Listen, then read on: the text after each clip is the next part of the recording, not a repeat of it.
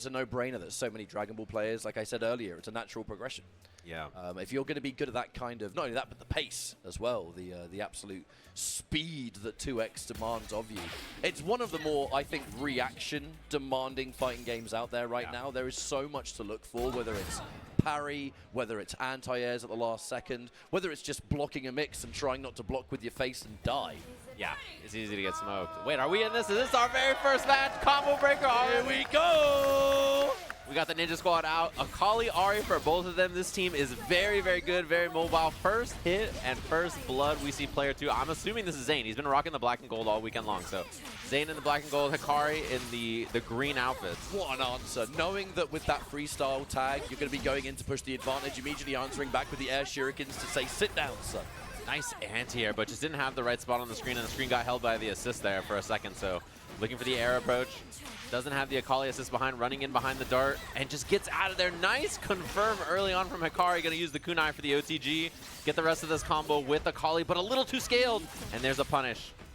We're still going to get some sort of situation in there with the air throw, however. So a swap of that situation. Catch you on the other side. Watch out, mate.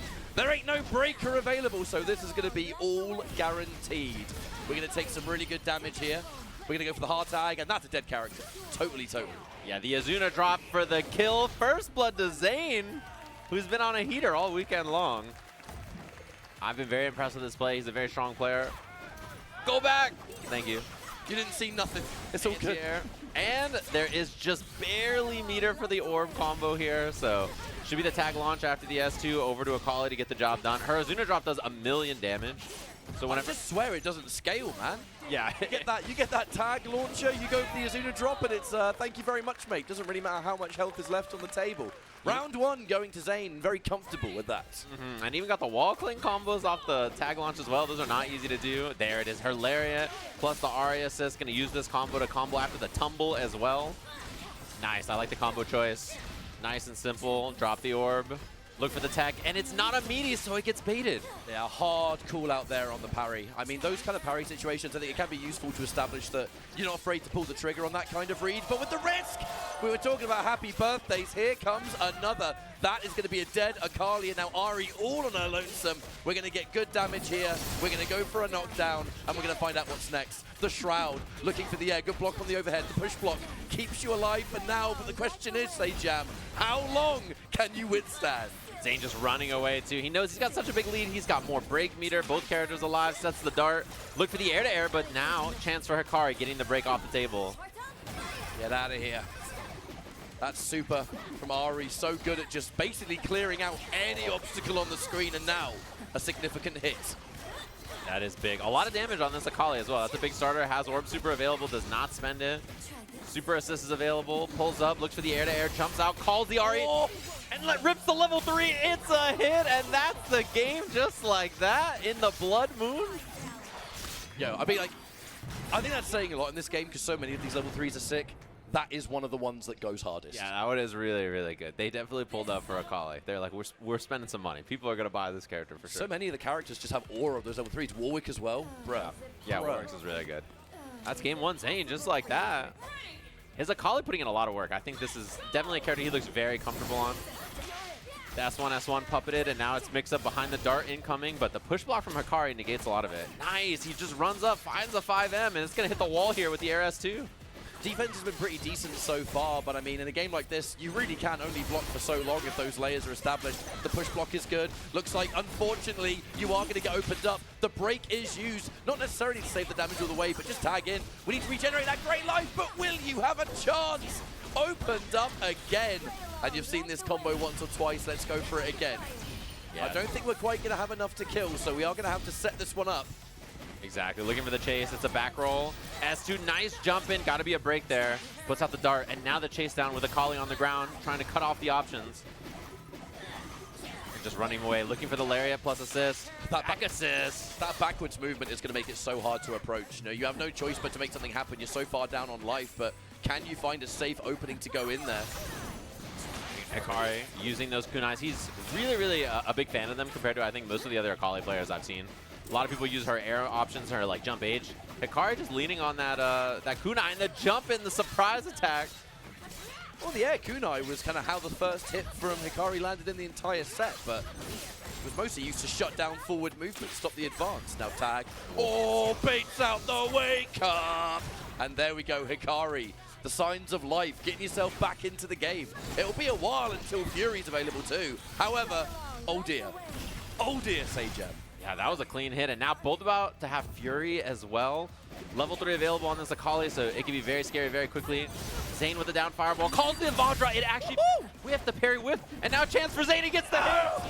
This is a heartbreaker if you're Hikari, you spent the Fury immediately and just gets cleaned up for it. Level 1, Zane 1 round away!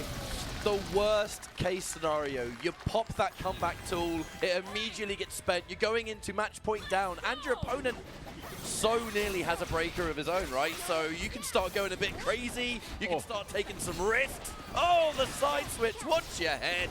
Double bait, Hikari's defense has really got him in a lot of trouble in this set so far. It's gonna be knocked down, S2 has the assist to cover the roll here. Gonna be tag, looks for anything, does not see it. Ahri just runs up, takes a bit of damage. Looking for the air dash pressure. No cancel on that, and that gives an opportunity for Hikari, but the immediate break. Oh, goes in for the throw. A big decision to make there, but one that will not pay off. Hikari getting back on the board. There's a lot of meter to work with here. So we're going to go Shroud, pressure.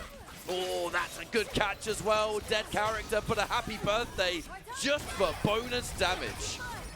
Nice, good routing to do the down Spirit Rush as well, because when you're hitting two characters, the forward Spirit Rush doesn't really work. So very good character knowledge right there from Hikari. I think Hikari really was one of those first players in the scene that the second Akali come out, it was, no, I'm playing this character. Yeah. Definitely. This is a hit. I mean, this is doable. I think this is the best position for this team. If Akali dies first, having Ahri on point with super assist is very strong, but fade away Spirit Rush, level 3 available. Hikari finding some semblance of hope in this set. It can be so easy to look at some of these matchups, and they can be one-sided, and you think, how is the other player going to be able to bring this one back? It's the nature of 2xKO.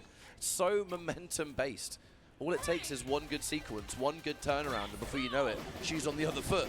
Yeah, it's tough. And just the noise of her backdash from both of them. The whole screen is just killing me. I mean, she's really mobile, hard to catch character, and very, very popular for that reason, I think. It just makes her such a good option to like get away, control neutral, play second. Nice, calling the assist, and that's the thing that Hikari is known for. Yeah. Using those air kunais and then getting the approach afterwards with his assist. Gonna be a knockdown here. Take the limit strike. Look for the front roll. There's just the parry out, and then he calls the kunai right back at you. Break is available for Hikari. That was a gorgeous answer to that setup. The immediate parry, not looking for any kind of button, just trying to get out of that situation. Nice. It's like that has absolutely flipped things. So the pressure. Another situation where that wake up baited and scouted out. But the mix works out. Had the hit, did not believe in it. Just goes for the orb combo. He can do it for a cross up here or some kind of setup. But the escape from Zane. And the parry, it wasn't a true block string. Chance for Hikari now to get some kind of offense. Calls the assist. Up backs from Zane to try to get out of there. The light. You know, off that parry, a nice float as well. It was really impressive that it was so far away, may not have been confident to get the combo, so uses it for the instant jump into the plus frames instead. Calls the assist. He can get the knockdown off this S2 orb combo. He gets the downward Spirit Rush as well, and that's a kill with the Shuriken Super. Hikari optimizing. Now Zane, Fury left, solo Ahri. Has the super assist though. This super assist, probably one of the best in the game. Very, very strong air throw. You get a combo off this. Drops the smoke, runs up. Pressure time, puppeted mix up. Fury or not is the guess, and he doesn't give him the opportunity with the Azuna drop. Nicely done to Hikari. Oh, scary there. Both characters on the screen at the same time. Every bone in your body in that situation wants to pop the breaker, wants to pop the Fury, but the second you do, tag.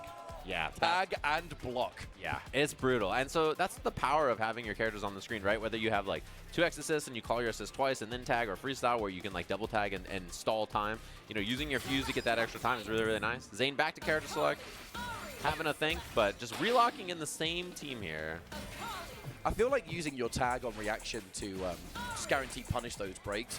I feel like when it comes to 2x, when the game came out, really the first piece of what you would call high-level tech. Right, yeah. Stuff that basically most players weren't doing, but those that were the best of the best they were on that next layer, kind of ahead of everyone else. Bit by bit, it's becoming more synonymous with just how the game is played, but you wonder how much more things will develop over time, right? Yeah, it's basically considered bad to burst if your opponent ever has like another character on the screen, right? So, and you know what I like? Came out and it was even harder to burst. Yeah, that is true. You know what I like is you call it breaker and I call it burst. That's where we're from.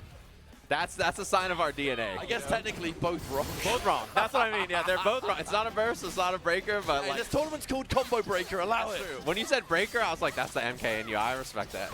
I'm the Killer Instinct player. Thank that's you very true. much. That's true. Knockdown time. Whiff jab, kunai, and then throwing the back roll. The setup there from Hikari as well. Is he gonna break or is he just gonna let this go? Okay. Saves a beat up Ahri. He definitely needs to hit the base after that. 2H side swap. Nicely done from Zane. Air S2. Smoke time.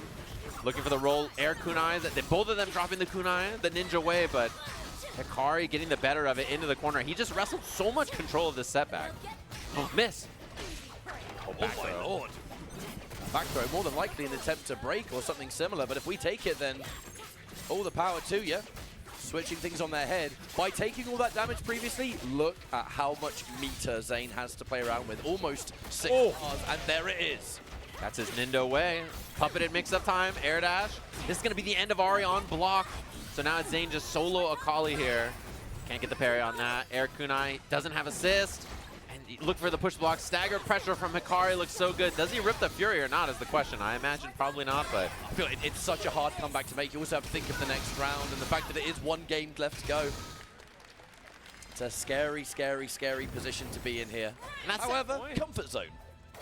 Look at that. Step point to Hikari just like that. Wrestling back control. So much more confident. Zane just struggling to get anything going now. It was looking pretty rough in that first game. There's the hit. Zane with an opportunity here. Re-jump combo. Missed it. And now a chance for Hikari to escape and force a scramble. But he gets both. I feel like I've lost count of how many Akali happy birthdays we have seen in this tournament. It just feels like she's built for that. Runs up, gets the throw in the smoke. Assist available as well. Teleport, mix up. S1, S1. Threatening the throw on the other side. Gets the S1 super for the combo. This is going to put the smoke down, but not the kill. Oh, does she dodge it? Oh, the trade! That is a disastrous trade. If you're in Hikari's position. However, we're going to try and make something happen here. 2 bars. You've got to get through the break first. This is going to be a hard enough comeback to make, but you've got to get that 1 extra hit. Oh, that roll to escape the entire situation. Chasing down with the grab. Immune to that assist as well. And just like that. Oh, we were looking to bring it into a 1v1, but somehow Akali's still alive, but no longer. And he rips the Fury as well, and he gets the hit. Zane, this should be able to kill. He has Orb super. He can make it to the corner, and he has the Spirit Rush super after for the kill. Hikari committed to the bar, and look at that. Zane cleaning up the super assist. Final game, final round between these two. And this is just winner's side as well. You know, if you go down here, you still have the comfort zone, but you know, you can still live. Your lifeline is there, but you want that winner's finals, right? You want that top 3 at least. In a bracket like this, you don't want to get knocked into losers ever. Oh, he baited the anti-air. That's a huge hit from Zane. Chance now in the corner. Does not have assist cooldown. So just going to take the S2, get the setup here with this. Look for the forward rollout. Mix-up! Tricky. Didn't get the hit on it, but that mix-up was so clean. Oh, commits to the Spirit Rush. Got to be a break. Back assist. Has the hit on the ground. This is going to be a re-jump combo. You have to make sure you're nailing this. You need the situation afterwards. It's going to be the tag launch. It's going to be knocked down. It's going to be set up. The roll to escape. Clean escape. But again, that super with Ahri, just being able to just clear out anything that's on the screen. That's such a dominant projectile. Oh, has the hit, air to air, orb time. Oh man, Zane's team is bleeding here. This is a tough spot. Tag launch is available, does not commit to it, just spends. Limit strike, gonna look for chip or mix. Other side, nice block, sandwiched. And he escapes for a second for the 2H hits, and now it's a solo Akali for Zane. No break. No Fury. I just really don't think you're going to have enough time to build that Fury either. He needs to find the hit. That's the start. If he can limit strike, he'll be able to build a Fury or pretty close to it. Okay, now he's going to have Fury before he dies, most likely, unless he gets hit by a super, so. Normally wake-up attacks, whatever, not when you are that down on live. The Fury, but the reaction! No, never mind! He makes it through. Now there's a chance. Fury popped. He just needs 1 hit, 1 jab. And he gets hit! Oh my god, he's not gonna die. It's pretty heavily skilled. Wake of a 10! I cannot believe did it twice in a row! Oh my god, you gotta guess for your life. Zane, can you block the mix up the overhead hits? And Hikari's moving on to winners finals. Just like that. A sweaty set between these two. That final mix-up hit. Once it got sandwiched, it was a tough spot to survive. Man had to work for that one, though. Oh, yeah. Man, in the start of that, it was 3 straight rounds of Zane. Yeah, that first game was quick.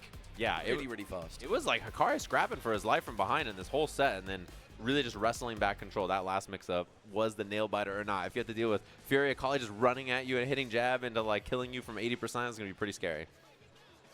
Well, believe it or not, that was just one match. Yep. This top 8. We've got plenty more 2x where that came from. And if I'm not mistaken now, it should now be Sonicfox, Inzem, and then Supernoon. I can see Supernoon coming up to the stage, so we're getting ready to chuck that one on. This is going to be a really, really good match because, I mean, there's so much attention always on the duo that we're about to see, right? For sure. I think that, you know, duos, let's be real, they're not very common in high level. You know, you do have some real standout. You know, they've got the twins. You have Sonic and Inzem. But Supernoon has been there from the very beginning, and it has been almost exclusively grand finals. Yeah. Maybe not first place every single time, but you know, if you're looking for consistency, where there's only 2 spots left and you're in one of them all the time, Supernoon's very much that guy. It is nice to always be in grand finals, but it's got to hurt to have so many seconds in this game so far where he's been so dominant. So this is definitely one of those spots where it's great, but I'm sure he's trying to get the dub, of course. And we can take a look at the bracket, obviously see Hikari is now set in our winners finals. We'll be playing the winner of this match, and that puts Zane on a collision course with the winner of Zucchini and Globo. We mentioned earlier, probably familiar with Globo. Fabulous Zucchini won Marvel 3 this weekend already. So GG's and congratulations. You know, playing some versus games this weekend. We talked a lot about Dragon Ball players, Marvel players, other versus games of this variety. If you like them, you know, you probably will like this game as well. So winner of this fights Hikari in winners finals. No matter who wins, that will be a barn burner. I mean, you know, if you could pick a bracket, I think Hikari, Sonicfox, Inzem, and Supernoon are definitely 3 of the favorites usually when you look at a bracket like this. So makes sense that they're going to be on a collision course for our winners finals. I don't want to sound really negative here. You know, okay. I don't want to make Supernoon sad. But we've seen loads and loads of times in other fighting games. You know, we have had players that have consistently been in that sort of second place scenario. You can sometimes feel that the longer it goes and the more second places you get, like the more frustrating it becomes. So I would love nothing more than to see Supernoon take this one all the way. Just win right here. Yeah. Just get it out the way. Just break that cycle. Yeah. And then the ascension. How much further can you go apart true. from first again? I know, but you know the thing is, I don't know if this is like superstitious, but if you win Combo Breaker, can you win Evo back to back? That feels kind of like the person who wins here, like, are you going to win in like 4 weeks? I don't know. It feels like you got your win out the way. You know what I mean? You get too comfortable. You know what I mean? Like, that's my fear. Like, I'm like, uh-oh, how often do you win those 2 back to back? You got to be a freak. You know, like, Lashar did CB and CEO last year, but he didn't win Evo after, you know, like, he got his wins out the way. He should have saved one. I can't even say we have that in NetherRealm because I'm pretty sure it was last year that Fox finally won a Mortal Kombat here. Yeah, I think you're right. It had been almost like 10 years or something and just had not won a Mortal Kombat. I was talking about coming here 10, I guess 11 years ago when Dizzy versus Sonic was the finals in MKX. Yeah. And I was just like, man, that was so sick. And I was just thinking about that little ballroom it was in compared to now. It's such a wild time. Hey, man. The progression of all these tournaments. It's so great to go from the humble beginnings to... When I look at Combo Breaker, I feel like that community feel is still alive and well. It's why it's without a shadow of a doubt my favorite tournament of the year because it has the scale. You can see very clearly how far this event has come. I mean, God, look around you. If anyone that's watching on stream has actually never been to one of these, the stage that we're on now for 2X, there are 2 stages either side of this with their own games happening. Yeah. And that's just half of the room. Yeah. That's on the other side. What the? Oh, my God. That's a rare Sage-Am. Wait, I have a rare Sage-Am too. I'll show it when I'm on camera next. I got gifted one also. That's a good hit there. If you got one, you got to tweet it at me, somebody. If I posted mine. Do you have the best fans or the worst fans? I think best. Generally, yeah. I think best. Yeah, usually they're pretty cool. I think I have seen that picture of you photoshopped, not like online, but in physical media at least 20 times. You know, Combo Breaker used a different photo for me, and the comments were like, "What's your problem? Like, Yeah. what's your deal, bro?" They took that as an immense disrespect. Yeah, they were like, "What's your problem?" Damn, we're going to Scuttlers. I feel like someone needs to Photoshop that picture of you onto like Injustice 1 Superman for real ones to remember. Classic, yeah. 4-2-3 right. man. Here we go. Oh, Here the we go. Jinx. Okay, they were practicing this duo. They were messing with Jinx Teemo. I think maybe a little bit of inspiration after losing to the Twins playing Jinx Yasuo last week, but And I feel like looking at what we saw in France, Jinx really doing more than a good job against Teemo, who has become a bit of a terror in this game's meta. yeah. And this team is so annoying. The Teemo Jinx team literally just sits there and then puts stuff on the screen, and it's so obnoxious to deal with. But Supernoon collecting his badges. He's already sitting on a slingshot badge, which is like a pretty nice advantage. There comes the Jinx. You start to just get stuff on the screen, and Teemo's not great at dealing with this. When you just have like traps on the screen, you have the beam to combo off the chompers. He's not great at dealing with Jinx. She just kind of vomits stuff on the screen, says whatever happens, happens, and you have to deal with it. I love these teams though, and it's the high-level mentality. Like, when it comes to Fox and Inzem with these two, they are not playing for your viewing pleasure. They are playing to win, and most importantly, just kill Teemo. Don't let him play. Yeah, and I think Ekko is not great at approaching Teemo a lot of times alone, or Jinx a lot of times alone, so this is like a good counter pick, I think, to Supernoon's teams. Like, it's pretty difficult for both of these characters to get going. As you can see, just all zoning. Sonicfox and Inzem barely been hit so far. Tag launch available. Let Teemo get the job done here. Not going to quite be enough, but very close. This is the element of 2x KO zoning that I really enjoy, though. You can establish this really good ranged game. Yeah. But if you land a hit and you've got those reactions on point, you can still turn it into combos and setup. Yeah. Oh, drop on the first hit from Supernoon there is tough. It gets out the chompers as well. Chip damage is a problem. Oh! The and the reaction, but the beam. Oh! He's under. He's living. Still, he's doing so much to get so little. And push block is scary here too because of the mushrooms back there. Runs up, finds the throw, chance for Supernoon. You really have to make the most of it. Oh, theory, mate. Never mind. We get a throw. Ah, watch your head, mate. Watch your head.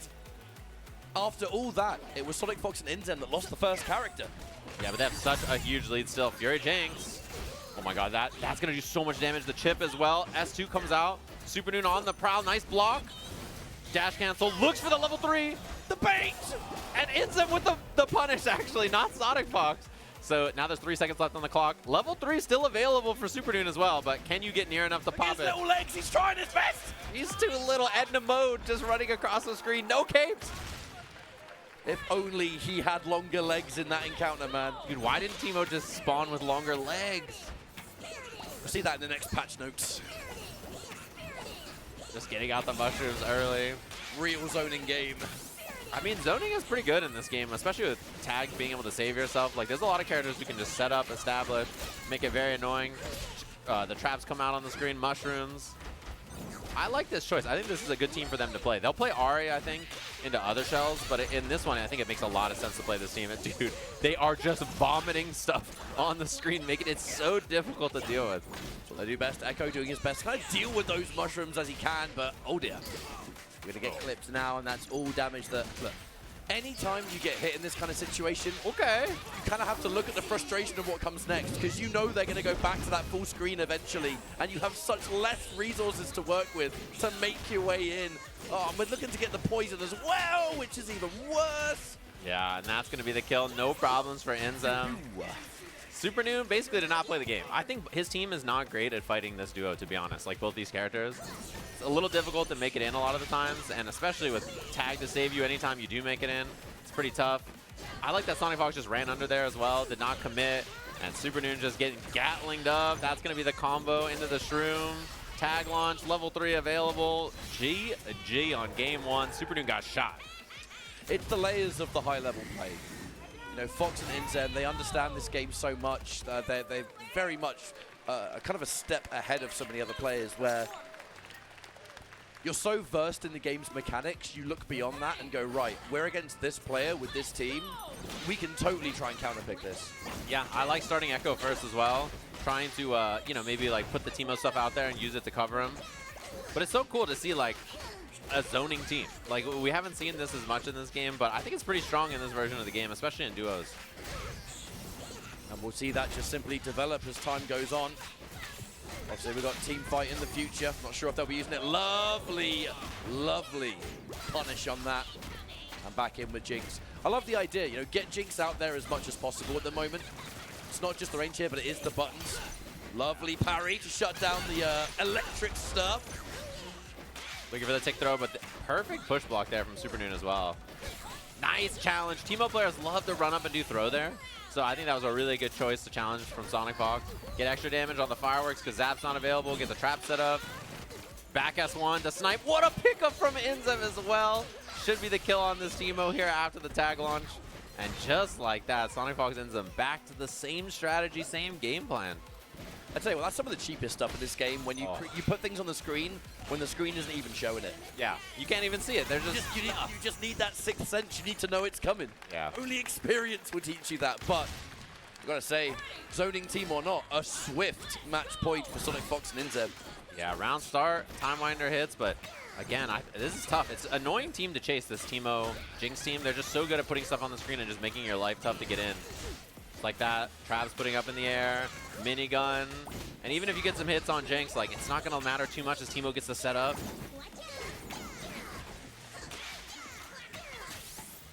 And all this is going to be just advantage Fox and Inzem. They have so much more life to work with here. Nice little catch there. All right, Badge. I see you. Poison. Oh, reset too. I think was expecting maybe a burst. Does not spend it. Mushrooms come out. Supernoon playing around this option. Sonicfox with the up back. Minigun comes out, runs up, looks for the throw, but the rocket keeps it pretty safe. The nice thing about playing duos, you can puppet that as well. Wow.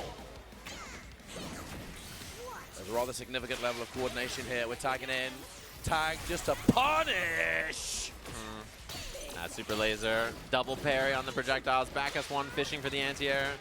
And has the hit again. No break to save himself. That must have been so tempting to try and punish Jinx there. Yeah. But one step ahead was Inzem. Roll, take the limit strike.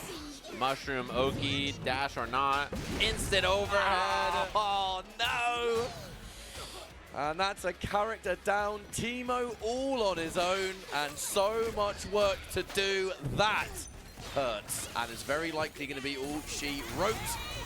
Already seen the fist bumps there. That's now going to be a winners finals, and a winners finals to look forward to. Yeah.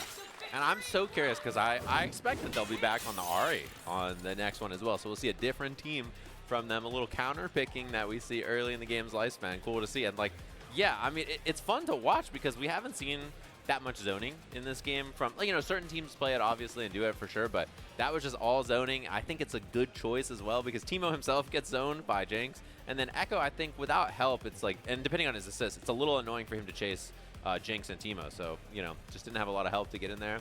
He just got blasted, bro. Just on the screen, just putting stuff everywhere. It's just tough to make it in. It's something I've always really liked about watching Sonicfox just throughout the years. Yeah. You know, and Inzem, obviously part of the duo, but it's just, it's the mentality. It's understanding the game kind of quicker than most people, where you can start looking at the next layer to the meta, where you have the stuff that you play and you know you can do it at a top level. But then you start to look at what everyone else is doing. Yeah. You start to look at, right, how is everyone else approaching this game? What's kind of terrorizing people? And then, should we encounter that kind of stuff, what can we do to make sure that we still have an advantage? Always, always, always. We're the one up on you. You have to hit that next layer, otherwise you lose. Yeah, scheming on a plan for their plan. Like, oh, now everybody's doing this? Okay, how do we get ahead of that? And how do we get ahead of this? And then having a Jinx Teemo team this early, just like as a little counter pick option. They were kind of scheming on it and thinking about doing it at Red Bull as well. That was like a little bit. Yeah, that they were thinking about as well. But I think very good into certain shells in this game, and like that was a great example of it. It's going to be some loser side of the bracket. We mentioned earlier Globo up there, up against Zucchini, who won. I don't know if you all saw, won Marvel 3. Which was a sick bracket. You should go check it out. Also, the auction tournament was really fun to watch as well. That was on Friday night, if I'm not mistaken. I just love how much goes on at Combo Breaker, HF. Yeah, there's a lot happening. I'm telling you, look behind them. That's the other side of the room. Five more screens. More screens. Yeah. And this is just one ballroom. There's a whole other ballroom as well. There is, and there's an upstairs as well. A little arcade room for the Voodoo Ranger. I'm sure you stopped by there. That seems up your alley. I haven't been there yet because I've been ludicrously busy. But I've got this. We've got one more game afterwards, and then as far as I'm aware, Unless something pops up, I can then finally go to the arcade and You should check it out. start video gaming of the elite level. Yeah, that's what life's about. Big old crowd here. It's a busy day already on Sunday. A lot of stuff's happening. Top 24s of all the other games are going on. Like, I know, you know, the schedule for the day, right? We're starting with 2XKO. Next game is Guilty Gear Strive. And then after Strive, it's going to be Tekken and then Street Fighter. So it's a busy day on the main stage. They're also playing their semis right now. I see, to my left, some Strive happening. I see Street Fighter is going to start soon. Tekken's going to start soon. All these other And games. like Gold Lewis on the screen. Yeah, that one of the great fighting game designs in terms of how he works of all time. Schwangin'. Yeah, he's all around the place. This should be a great match, and should be fun to watch. I think it's going to be curious about the team selection, about how this goes dealing with Globo Teemo, who is very, very good, obviously. A little button check action. Yeah, the team I saw Zucchini on yesterday was diabolical. We'll see. I was in bed. Like, I went back to the room watching the top 24, listening to you guys like commentate over it, and I was like, dude, what are these matches? What is crazy? The matches are so good. I think we were very much spoiled. Yeah. Spoiled by it. Very lucky that the top 24 was our first block and it was matches like that. And I was like, oh, what did I do to earn this delight? They're so good. If you guys missed any of the top 24, you got to check it out. Some real juicy matches on there. You're going to get that in 2XKO all the time as well. I mean, there are so many killers in every bracket. The top 8 is just a mere few of many that could have gone that far. All right, big bodies again. Double down for the extra damage. Braum, Darius, double down. Demonic team. This is the I want you dead team. No, but look. I know that freestyle is and has been just a go-to for ages and ages. Double down, there is just something about it that for some of us, it's hard to quit. Yeah. It's seeing that damage, that big number go up. Oh, it feels so good, Sager. I know, and it's the, if you played versus games before, it feels so natural. Yes. Just doing super into super and super tag and stuff, it feels so natural. Here we go. It's going to be Globo up against Fabulous Zucchini, the Marvel champion of the weekend already on the big bodies. Braum, Darius, double down. The working man's team. I tell you what, if you've won a tournament like Marvel this weekend, you're going into this, oh man, you're gonna be feeling good. Oh yeah. You're gonna be feeling good, you're gonna be feeling loose, limber. Most definitely. We'll get the name swapped, obviously. Globo on the player 2 side, Zucchini on player 1. Jab pressure, sticks him back down in the front. Goes for the puppeted pressure, but didn't get it because of the tag. Nice defense there from Globo. Oh, there's definitely going to be one side doing a lot more work in this neutral. I think you just naturally with Braum and Darius got to be pretty patient and kind of look for that opportunity. Yeah, and I think the tag changes are really good for this team. That's both. And this team does a lot of damage. Every time it hits you, it's really going to hurt. Yeah. I mean, I think that's a dead character. I'm pretty sure Yasuo's just dead. For fun. Just for the love of the game. Easy peasy combo. Easy game, easy life. Dude, I love that this console also, by the way, has every skin unlocked, and he's like default Darius. Just red. Working man's team. Ain't got time to grind and get these skins. Yeah, dude. Red. Buy my groceries. Ain't buying no skins. Ah! Headless. Just getting that big damage. 2H again. How many 2Hs have hit in this first round? It's like 3 or 4 already. The tackle. Oh, the shockwave. That's that. I mean, I guess it doesn't help that Teemo is made of wet paper. Yeah. He's a little guy. He got little legs, little life bar. Oh my God, help me, man. Just eats the fat jump in round start. That is a lot of damage. And man's bleeding. Oh my God. And you get the ice off this. Down S2 and then went for the throw right away. I like that. Has the armor, has to respect it. Tick throw, looking low. Other side. Good block. Staggered pressure into the push block. And importantly, still has the break too. I mean, you are able to kind of... Oh, did you see that? Did you see that man running? Oh my God. Could have been tagged there, but just not quite on time. He's looking to snipe with Shockwave as well. When you call assist, Zucchini's going to look to just do... immediate Shockwave tag, runs in with Darius. That's something that anytime there's any kind of assist on the screen, you're going to see. So you have to be careful about it. Like the patience there from Zucchini. You've got an invisible Teemo. Any fighting game with a character that has full invisibility, the number one thing a player wants to do is just start swinging. It's the number one thing you shouldn't do. Yeah, because you don't know. And also there's a speed bonus when Teemo's invis as well, so you have to be careful about that. He's waiting. The big thing about Darius is that his S2 super is very good at timing in situations like that. So he's just waiting to look for Headless and waiting to look for Shockwave with Braum. And the tackle comes in. The Shockwave again. And look at that. This is just Marvel 3 neutral, just using supers to snipe. I feel like that's kind of tragic as well, because the last thing we heard before that was Teemo going, whee! Yeah, it just poor Teemo screamed and died. Looking like gonna save the break for the Darius, so gonna keep Darius on deck with Fury. No super assist though. Braum did spend all the resources. Oh my. Oh, knocked out of it. Rapid slash, cross up, other side, pops the Fury in the air. I like the patience from Globo there to respect it. I mean, Darius just needs one. I think a raw headless is almost killing. Oh my god, oh my god. Looking for the cross up, nice throw. Nice. Knowing that Braum shield was gonna come out, cross up again, not the rapid slash. Marvel players getting hit by rapid slash. Oh no, S2 super to try to chew through the end of this, and that's gonna be the kill. You know, Muscle and I were talking about this, even while we were watching the Paris event. You can nerf Yasuo as much as you want. That left-right is always gonna hit people. Gonna hit. Always gonna hit people. He's cross-up, man. That's his job. His job is to cross you up. All right, lovely pickup, and a happy birthday. A happy birthday against this team, way more important too. You need to kill at least one of them. Has the mushroom out again. Combo off this double shroom. The roll. Take the mushroom super. This is a lot of damage off a throw. And it's going to be the kill actually just like that. Sweaty confirms into the S2 super. Nice job from Globo. Solo big man. The big dog coming out. No ice. Oh, and looking for the parry. Going for these big decisions when you're stuck on your own. I mean, if you land that, you might be able to get the breaker out and start working with it a little bit, but this is going to be very, very difficult because now it's a solo character versus Teemo, someone that's known. He kind of has to work his way in. The poison as well is not going to help things. He's running for his life. He's trying to live. And you know that once he goes backwards, he's going to teleport away. Headless is going to come out, get stuffed. Give it that JS2, the float. Oh my it's a horrible feeling being in the league, like the lead, but still feeling scared. Yeah, he's been running for his life. Cross up. Nice. Chance now, take the limit strike. And Globo is not trying to play the game. He's trying to run away from Zucchini. There's the throw bait. That should be game one, just like that. A really nice workaround. I mean, yeah, you kind of know what to expect when you're fighting a team like this. You know it's going to be calling in those supers because double down is available. Will be super into tag. Right. Having to show a lot of respect while the resources are there. Constantly looking at how much supers do they have access to. What kind of range are we working with here? Saw the wry smile on Zucchini's side. He's like, if I hit you, I am gonna kill you. Like that. That's all right, man. I got 2 more of these games. I just gotta hit you again. I just need to hit you one time. That's all. That's the scary thing. Darius, Braum is a team that's committed to getting the kill. Oh, nice. Lovely.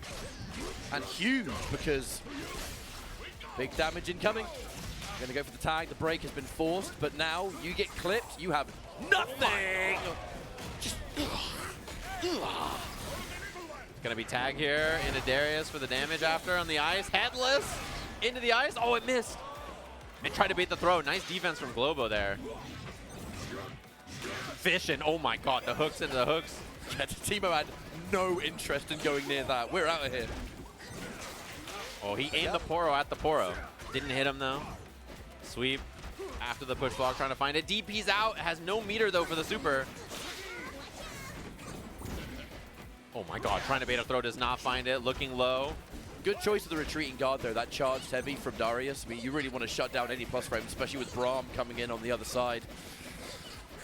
Just having to play it piece by piece. We're not going to be able to strong arm our way into this neutral without that meter. Double down can be pretty meter intensive in the neutral if the supers are what you want. But there's a good hit. Only Darius getting clipped though. Braum for now still alive, but what a mix. Instant overhead. And you're a tall guy. That ain't going to miss ever. No, it's always going to clip. Good damage. Throws the mushroom. Chases the roll. Instant overhead again. You have to look for it. And goes right into level 3 so that there's no breaks. So absolutely going to be a dead character here.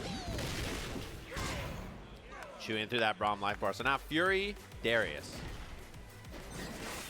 Oh, but you get clipped straight away, and very obvious. I think we might not be seeing Fury. I mean, like in theory, it could be done. We're looking at the crazy damage, everything else, but oh my no, God. It's time. We're going to pop it. I mean, that is a bold decision. He just needs one. But can you make it in? The shockwave to clear. Darius holding a little bit of the screen. His Fury dwindling now. Oh my god. All right. Ash gets a block on the face. The dash cancel, you absolute animal. Oh my god. Now he's in the lead just like that. Do you know why you say bend or break? That's just a break every day of the week. Oh, dashes up, gets the hit with Teemo. 1 meter on deck for Globo, and time dwindling here. This combo's going to take a hot minute, say Jam. Roll, he's got super available as well. Come on, finish the combo. Knockdown. He has a little bit of time, 1 second on the clock, running away, looking for the headless. Oh, my Lord. That was like at least an 8-second combo with 10 left. I mean, that's a heartbreaker if you're on the receiving end. Stalled for quite a long time, almost making that Fury comeback. What an air throw. Oh, missed the combo though. The Braum shield tanking all of that. I love the fact that even with that momentum and hitting that, you didn't get lost in the source and jump too far. Yeah. You know that Darius is looking to anti-air. Good patience there from Globo. He's playing around this very well. Dashes up, finds the back throw onto it, and that's going to be a combo for the kill. Denies the Fury break because of the air super, and now 1 character left for Zucchini, solo Braum. Oh my god, just has the hit. Fury available. I mean, this is best case scenario for Globo. Was able to take out one of the 2 characters immediately. You're not going to have to worry about the constant tagging. The bait of your own. Not so nice when it's done to you. And now the damage to finish up. A little bit of that pew, pew, pew. And that will be a lovely, perfect victory. And Globo moving on in this bracket. So Zucchini, I mean, look, great to see. You love seeing teams like that. Has had a great weekend regardless, but this is where 2XKO comes to an end. Yeah, it was a good run, and it's a difficult team to deal with, too. You just see, like, the control that Globo had for so much of the match, right? Very, very difficult to deal with. Sets us up for the other side of our losers bracket. We're going to get into it in a second, which should be very, very good. I'm excited to see some Jakey. I'm excited to see some Wade, obviously. Bias coming in. Yes, sir. I can't wait. Caught up with some of the French lads yesterday. You know, had a good little catch up with White Black. Speaking of Marvel 3. Not that it's been a while. I think it's probably been a while since White Black's played that, Marvel 3. But White Black been playing everything there, to be fair. Oh, yeah. If there was a new fighting game, especially back then, like sort of the 2015 onwards, White Black was in there. Yeah, for sure. Matches have been great so far. Hopefully you guys have been enjoying it. That's our first 3 matches, right? We're chewing through all of this, getting to the loser side of the bracket. It looks like we're going to take a short break and be back with more of our top 8 in just a little bit. Hey, everybody. Welcome back. You are watching the top 8 of 2XKO here at Combo Breaker 2026. My name is Catchup, joined by the wonderful Sajam, the one and only, and we are getting into our next set of matches. So, we're going into our next match of the first round of losers here in the top 8. Sadly, that does mean that someone's going home, and you hate to see it, but it's a tournament, right? Someone's winning, someone's losing. That's all there is to it. We have to find out. Who would win? The entire country of France or Jakethesnakey? A question the world wants to know, of course. That's our loser side of the bracket. Jakey beating Leffen to make it in here on the loser side, which is a pretty wild set. If you didn't see that one, definitely recommend seeing it. That burst at the end and the like left, right, under the character. Teemo getting anti-air, 2XKO. It was a pretty wild finisher on that one. And Jakey, a lot of you guys probably familiar with. You come from other fighting games, of course. Seen Jakey play a bunch of Strive and other stuff. And Wade, who is Dragon Ball famous, versus game veteran, extremely talented fighting game player, so should be really fun to watch. If it's a versus game and it's France, you've got a winning combination. For sure. So we'll see if that's going to be enough to get Wade through this first round. I mean, I'm not really surprised in any way, shape or form that France has just embraced this game. It's right up their alley. It's really quick. It's just super, super technical. You've got to be fast with your hands. So I said it earlier, it's so like reactionary demanding, I would say, compared to a lot of other fighting games. France love that. Absolutely love that. Yeah, it's a far cry from back in the days of like Soul Calibur. Yeah, definitely. I mean, Soul Calibur could be a scrappy game too, but this is the scrappiest. This is the versus style, breakneck speed. Should be a good one here. Obviously, Wade used to play Warwick Ekko for a while, and then is now on Akali, like a lot of people. Other side of here, we have Ahri Jinx, which is Jakey's team for a while. Was playing Yasuo for a little bit, and then swapped over to Ahri, which I think makes a lot of sense in this. And first hit to Jakethesnakey over Wade. Into the corner right away. Knockdown time. Jinx assist. Call the chompers. If you roll, you can throw onto the chompers and get a combo. Speaking of, ask and you shall receive. Yeah, it's the danger of committing against that. So Akali almost dead. Oh my god, the stare down, and Jakey gets better of it into the corner. Get caught flinching and you're right back where you started. So, go for that pressure at the range. Always trying to back up, right? You don't want Ekko to get too comfortable. Those immediate advances into buttons, the instant jumps. Any opportunity that Ekko can have to just chase you down. Lovely parry on that projectile. Breathing space, but unfortunately you are clipped. Using that opportunity to go in, establish more mix. The overhead. Ugh. Goes low, air dash pressure afterwards, goes for the tick throw. Nice defense from Wade, though. It's one of the best things about this team, the Helm Breaker into that. Oh, standing mix-up. Nice Good block. First interaction to that mix-up game, and Jakey was ready for it. So important to establish that you have those fuzzies on deck, because yesterday Wade was hitting everyone with that. Every single person was getting opened up. But now, tagging in. Going in for that assist for the open up. Should be the kill, barring any drops, so tag launch. Gonna come down to just solo Jinx here. Oh, didn't get the S2. Really unfortunate to have basically 1% left on the table. That's going to result in a character that is still alive. Not what you want in this situation. We're going for the pressure. There goes the overhead again with a little bit more on the back end to make it a bit more delicious. Minigun. Ahri with a bit of life here. Orb super. Is there a parry? Does get the parry. Helmbreaker plus Akali assist. That's the classic. Goes to the other side. Hits both, and that should be the kill. And ended up getting a 5H counter hit anyway. So round one, Jakey. Crowd likes that. Well, we're in America, you know, and there's Wade's not American. That's true. He's from France. He is, in fact, from France. Oh, combo off this? Oh, tried. Yeah, this is a tough angle to hit. Kunai's come out. Ekko for the coverage down there with a little bit of my time. Can't overcommit even though you caught the assist, though. You know, you just had the point in there, just ready to catch you, overextend. There has so much discipline in a game like this. Things are happening so quickly, but you can't be tempted to go in if you're going to get beat up for it. Get a little bit of pressure here, and yeah, nice from Jakey to dash up, try to use that jab, using the air fireball, pick up off the assist from the rocket. Nice. And this will result in a bit more carry as well, taking us to where we want to be. There's that knockdown. We know what comes next. Setting things up, chases down the roll. Nice. It's the tried and true. Oh, and tag available as well. Chip's going to be a problem. Just like that, Wade's stuck on Akali very quickly. Teleporting in place, trying to threaten something. Air fireball coming out. Jinx just going to try to control space, but it's difficult against Akali. She's so fast, especially her grounded movement. The parries, and Jakey just backs up, respecting the fact that that parry could get you in trouble. Finds the hit. Good neutral there from Wade. Now, there's lots and lots of work to do, but if someone's able to pull off a comeback, it's always going to be Wade. His composure is unreal. Crafted in previous games where one hit can absolutely result in death. Oh, didn't get the punish, but baited the wake-up attack. Okay, gets traps out, chompers out, rocket jumps in, ignites it. All right, we're playing a bullet hell right now, Sagem. Oh my god, combos off all of this. Tag launcher available as well. Level 3 available. Pretty quickly here. S2 cancels. Oh, love that patience. Waits for the inevitable projectile first, and then you dash. Push block. Oh my god, and the challenge after I had the hit, didn't believe in it. There's the break. Having that breaker so late in Fury as well means that so much of the Fury is wasted by the time you get to press. It will be gone. Oh no, can't find the finish. There is still a resemblance of hope for Wade, but there is so much work to be done. Oh no, 10 seconds. Yeah, there's just no time on the clock. Trying to run for his life. And game one, Jakey here. Over Wade. Even if Wade didn't get opened up there, that was so much health and 10 seconds on the clock. I mean, could it even have been done?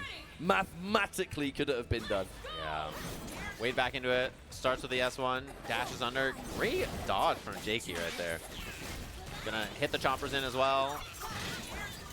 Oh my god, scary. Ekko took a bit of damage and also the corner. Now you get the mix-up off it with Ahri. Goes for the low. Dashes up, baits the parry. Not a huge punish though, so could have been much worse for Wade. The overhead works out once again. All right, we begin. Breaker about to be built. Holding on to it for now. Maybe waiting to see what happens with the next mix. Nice combo. Just look, the triple wall cling combo into Ekko for the knockdown, and there's going to be the break. Does not want to see the Oki. Choppers come out as well. You have to respect that. And ignites it. Shoots it with the rocket as well.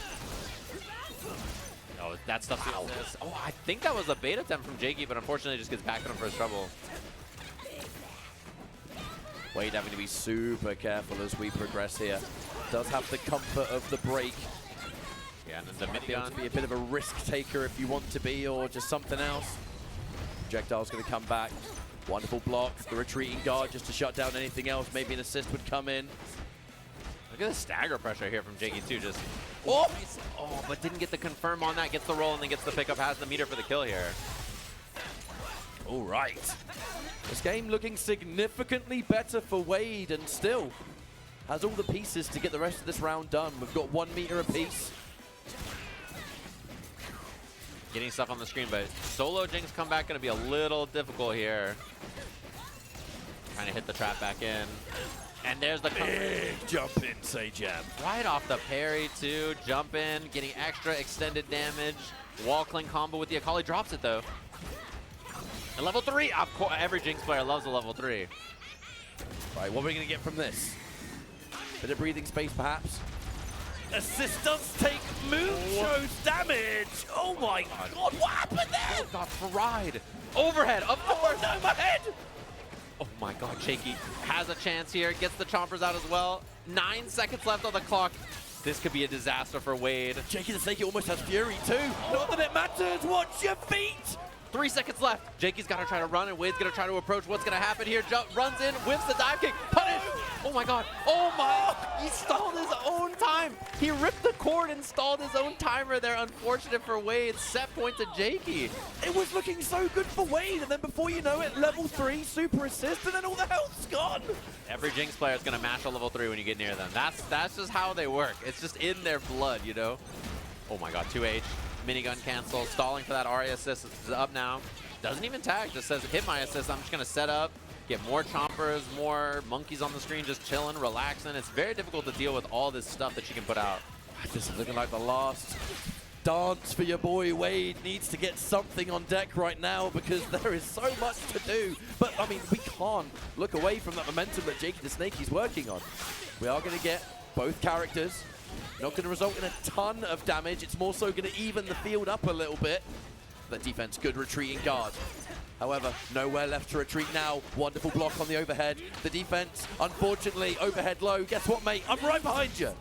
The mix afterwards. Minigun comes out. Whoa. Oh. Tough one to see there. Air dashing over to the other side.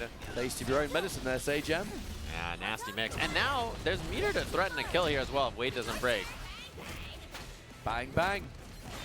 And that's the fireworks for the kill. You're dead. That move just don't scale. Yeah, it does 1,000,000 damage.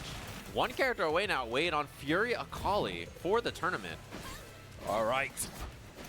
Wade, we have to look at how this could happen. You still have access to your assists, of course. It's Akali to make the lone comeback. The mobility is there.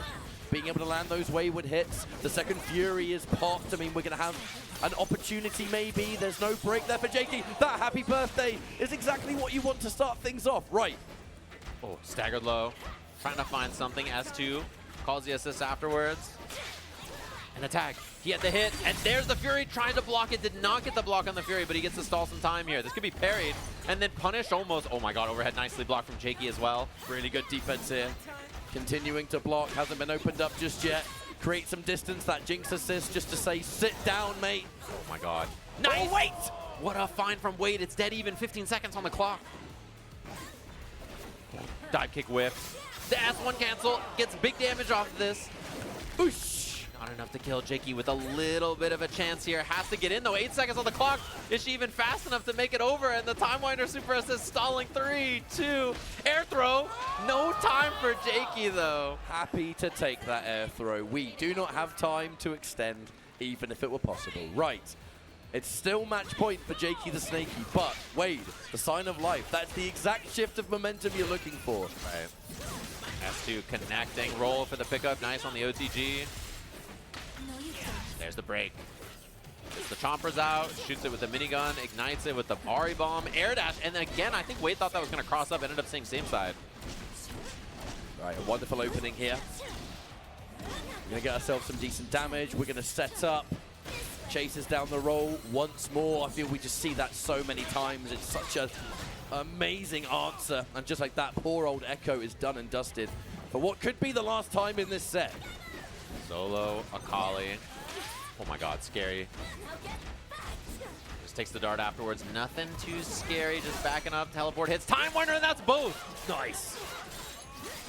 Huge opportunity here for Wade. Has to take full advantage of this situation, and we will, setting up the Shroud.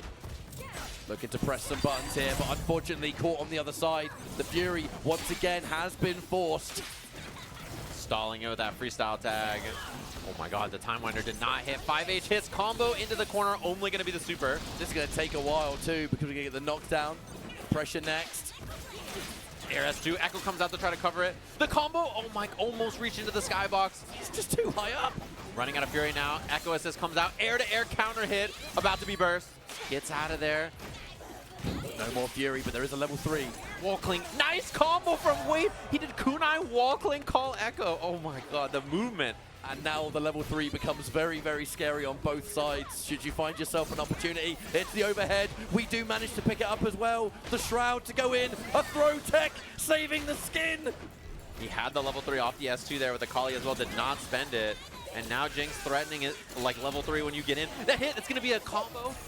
Little bit of damage into the monkey and killed. Oh my god, it hit the trap. Jakethesnakey. The pickup on that, the last second it hit the trap for the extra damage. I think we all saw that super and went, all right, you're going to live, but with just a little bit, and then the trap just goes kaboom. Yeah, that was messed up. So much damage. So Jakethesnakey taking out back-to-back strong world-class competitors in Leffen and Wade. I mean, that's a wonderful result in itself. Now going to be moving on to the next stage where you have that joint 5th at least territory. But like I said, you're in this top 8. You want to go all the way. That was such a good result. Unfortunately, we are going to be saying goodbye to Wade. But, I mean, I think Wade's all over the damn place at the moment. Yeah. This will not be the last we see of him, and it will not be the last we see of France. That's for sure, yeah. And I expect all of them to be out for Evo as well very soon, right, obviously. So I'm sure they're all going to be traveling out. A million of them are going to be pulling up. Should be a good time. Up next, we got another losers bracket match. Should be Zane versus Globo, who both had an excellent weekend so far. Obviously, Zane beat a lot of heavy hitters, had that very close set with Hikari on our winner side of the bracket. Lost Globo earlier, who beat Zucchini, and then this is going to be loser's side. Other side of that, it's going to be Supernoon and Jakethesnakey to see who's going to be into our top 4, and we'll have our winners finals. Sonicfox, Inzem up against Hikari. That's a classic, those two. Obviously, training partners, those 3, I should say. Sonicfox and Inzem playing against Hikari all the time if you ever watch them stream or anything. So I think it's just an opportunity to remind everyone and thank you all for joining us here at Combo Breaker. It was an early start for a lot of us. 10 a.m. doesn't sound that early, but for the gamers in this building, yeah, that may as well be 6 a.m. Yeah, for you, that's like a wild time too. And me, I guess I was on Europe time too. It's the jet lag kicks in. Actually, yeah. I think in Paris, I think you're only like an hour ahead, I think, of the UK, so it's pretty much comparable. The NetherRealm exhibition I didn't get back to my hotel room until I think 2 in the morning yesterday, because it was a long one. Yeah. Don't get me wrong, it was great, but it was long. It was juicy. I didn't get a lot of sleep though. That's the problem. That's why I had my coffee. Shout outs to coffee. I had it because I just like coffee. I feel you. It's gonna be a good match here.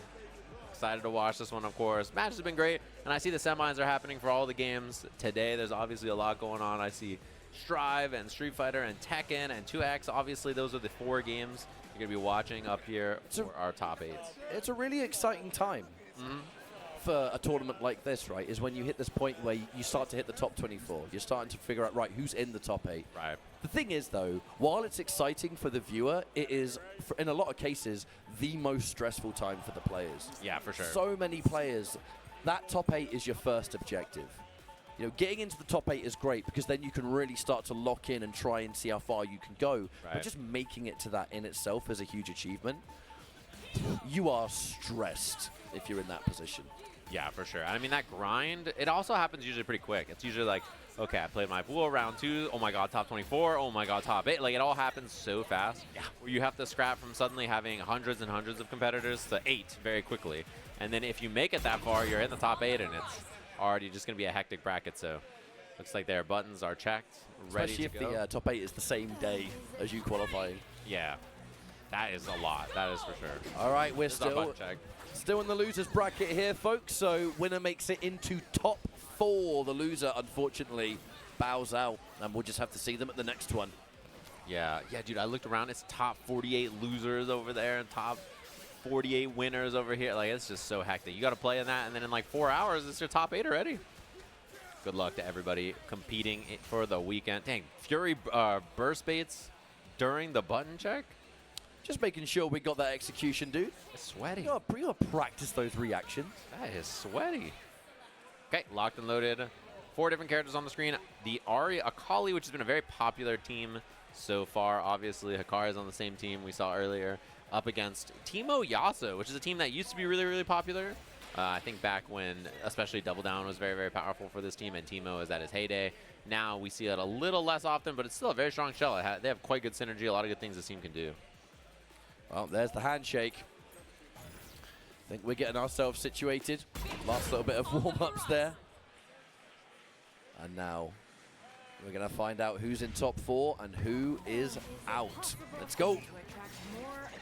Difference between 5th and 4th here at Combo Breaker, trying to get that second shot up in winners for Zane, who just had that narrowed defeat to Hikari earlier on.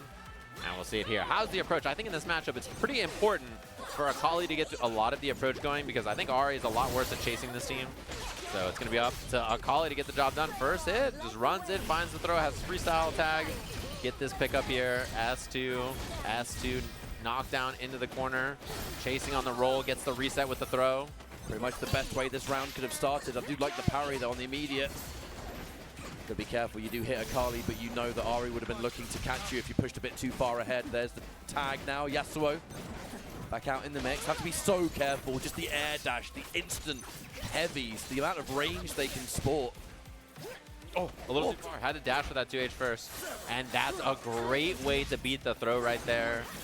Globo's so aware. Stabbing the wind wall, gets the air-to-air, does not get the pickup off it, and the mushroom there just gets deleted. All right, we're starting to pressure. Watch your feet there. The low's going to open you up. And we're going to get a really good chunk of damage in this situation. Still Zane, really, really healthy team at the moment. So Globo on the back foot. Opts not to go for the roll, but the grab comes out regardless. The wake-up attack is going to be good here. And the float on the back of that. So that's going to be a full combo. We're looking at the fact that if you want to get some damage, there is a lot of meter to play around with. There's no break either. So here comes the mushroom. Oh, nice mix-up on that. That's going to be the end of Ahri. Both of his characters, not very healthy, but still very effective as long as they're alive. Yeah, you saw him pull out that fireman's axe? That was really violent. Yeah, that was violent. Nice in the front there. I mean, Fury available as well. He could kill this Yasuo just on chip, so could be an option. Yeah, just does pop it. Oh my god, that might be both. Ouch. The revenge Fury just to save yourself. And just like that, oh, goes in for the double dash there.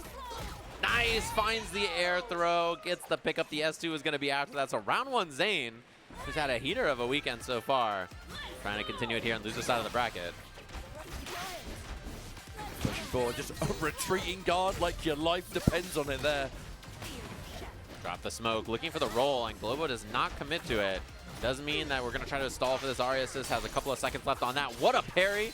And then gets the pickup. Does not get Teemo in time, but still a very good spot for Zane here. Knockdown S2. Limit strike. Has the smoke.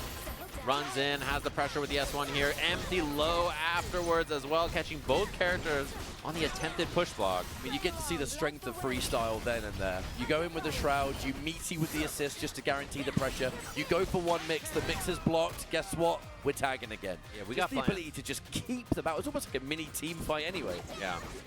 My offense has options. I got plans on plans on plans. So solo Teemo here. Gonna build up a lot of mushrooms for this mushroom badge here as well. One away. Say, mate, forget the axe, pull out a gun. We need something, mate. Why does Teemo have a gun? Floating, looking for the mix-up. Gets the counter hit on that. That could be the end of Akali if we don't see a burst. Nice combo routing here, too. Getting that extra bit of poison damage, and that's the kill. All right, breathing space, an opportunity, a decent amount of gray life, too. So should that Fury rear its head, I think there's more of a chance to be had here. But, oh, the bait!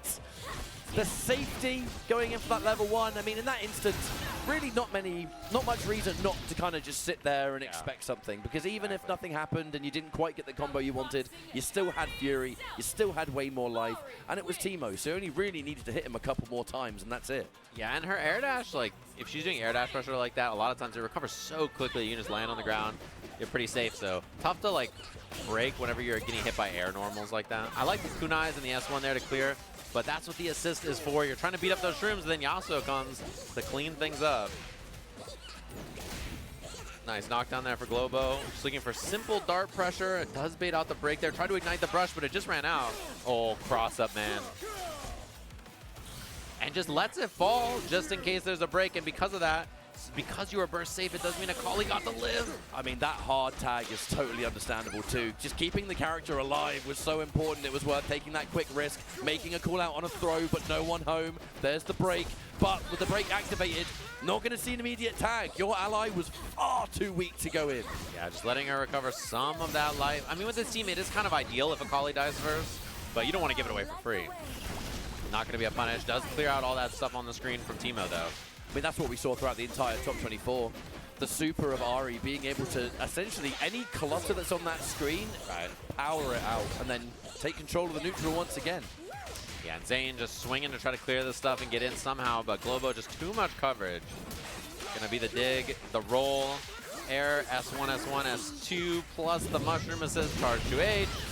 Yeah, huge damage on this. The optimization from Globo to get the kill. Nicely done. All right, Zane. Let's see if you can pull this one off, mate. Yeah, it's a long road. Solo Akali. Oh, does have the hit, gets the throw. She cannot combo off her throw besides super, so not threatening a ton there, but does get another jab starter. All of this combo is going to give an opportunity for Fury. I mean, I think that's a theoretical at the moment because you have to really look at how weak Zane currently is. Yeah. I mean, he can pop it, but does he want to? Cross up, teleport, gets another throw. Oh, doesn't get the OTG, but a chance now for Zane. He's got Fury. He's a couple of hits away from killing Teemo. Has level 3. Yeah, I mean, it's possible. Yeah. Oh. Ah, spoke too soon. It's our job to say it's possible. That's the thing. It is. Yeah. As a wise man once said, there's still time. There's still time. There's still time. 5 seconds left. There's still time. Mixed up now, and yeah, immediately going to force the break off. I like it. Globo hit got the assist. Push block timing, so you don't have to deal with the mix-up from Ahri as well. Oh, that was a great back assist call from the Akali, but didn't get the pickup. Air throw again. This one's going to be much more significant. Not necessarily the little combo, but just the setup afterwards. There's that side switch. Nice. Oh, it went the other way, though. Didn't get the combo off it, and he dives right on it. He forgot. God, that is tragic, Sajam. Dude, gamers just forget sometimes. He just goes off the screen. You don't even think about it. Dived right onto the mushroom and got smoked. So Globo with a big lead now. Well, there were definitely signs of life from the solo Akali in the previous round, but not looking anywhere near as likely now, and the poison kicked in, so if you weren't dead before, you certainly were going to be there, and we're tying things up 1 game apiece. Remember, this is to get into top 4. There are so many killers still in this bracket to be among those. A chance to push forward. Only 1 game decides that now. That is a stressful situation. Oh, yeah. I love that the second you are like, well, there is an opportunity. She just gets hit and dies both times. Like, it's as a commentator, it's our job to say that. But the second you say it, things just go awry. The player, it's their job to just tank it. Yeah, you're supposed. Come on, guys, you gotta make us look good. Kablamo. Yeah, just runs in, dies. Oh, okay.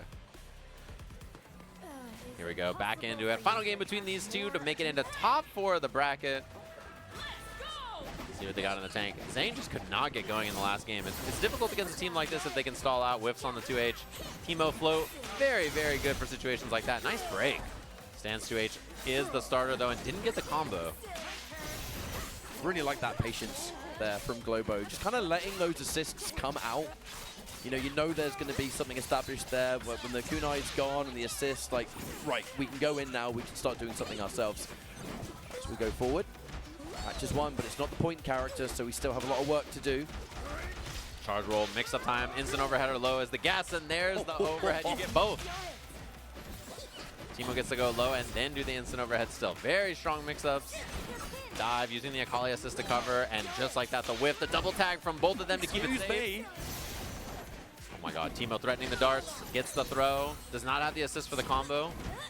The Lair dash, there's the push block, gets the hit on both, but has a reset instead. Oh, whiff. Too small. Just a little man. Mushrooms out, other side, that's both characters with a big starter. right, so a really big chunk of damage being dished out. Really awful situation because that's going to be a dead Akali on the back of that Ahri just trying to clear something, but no!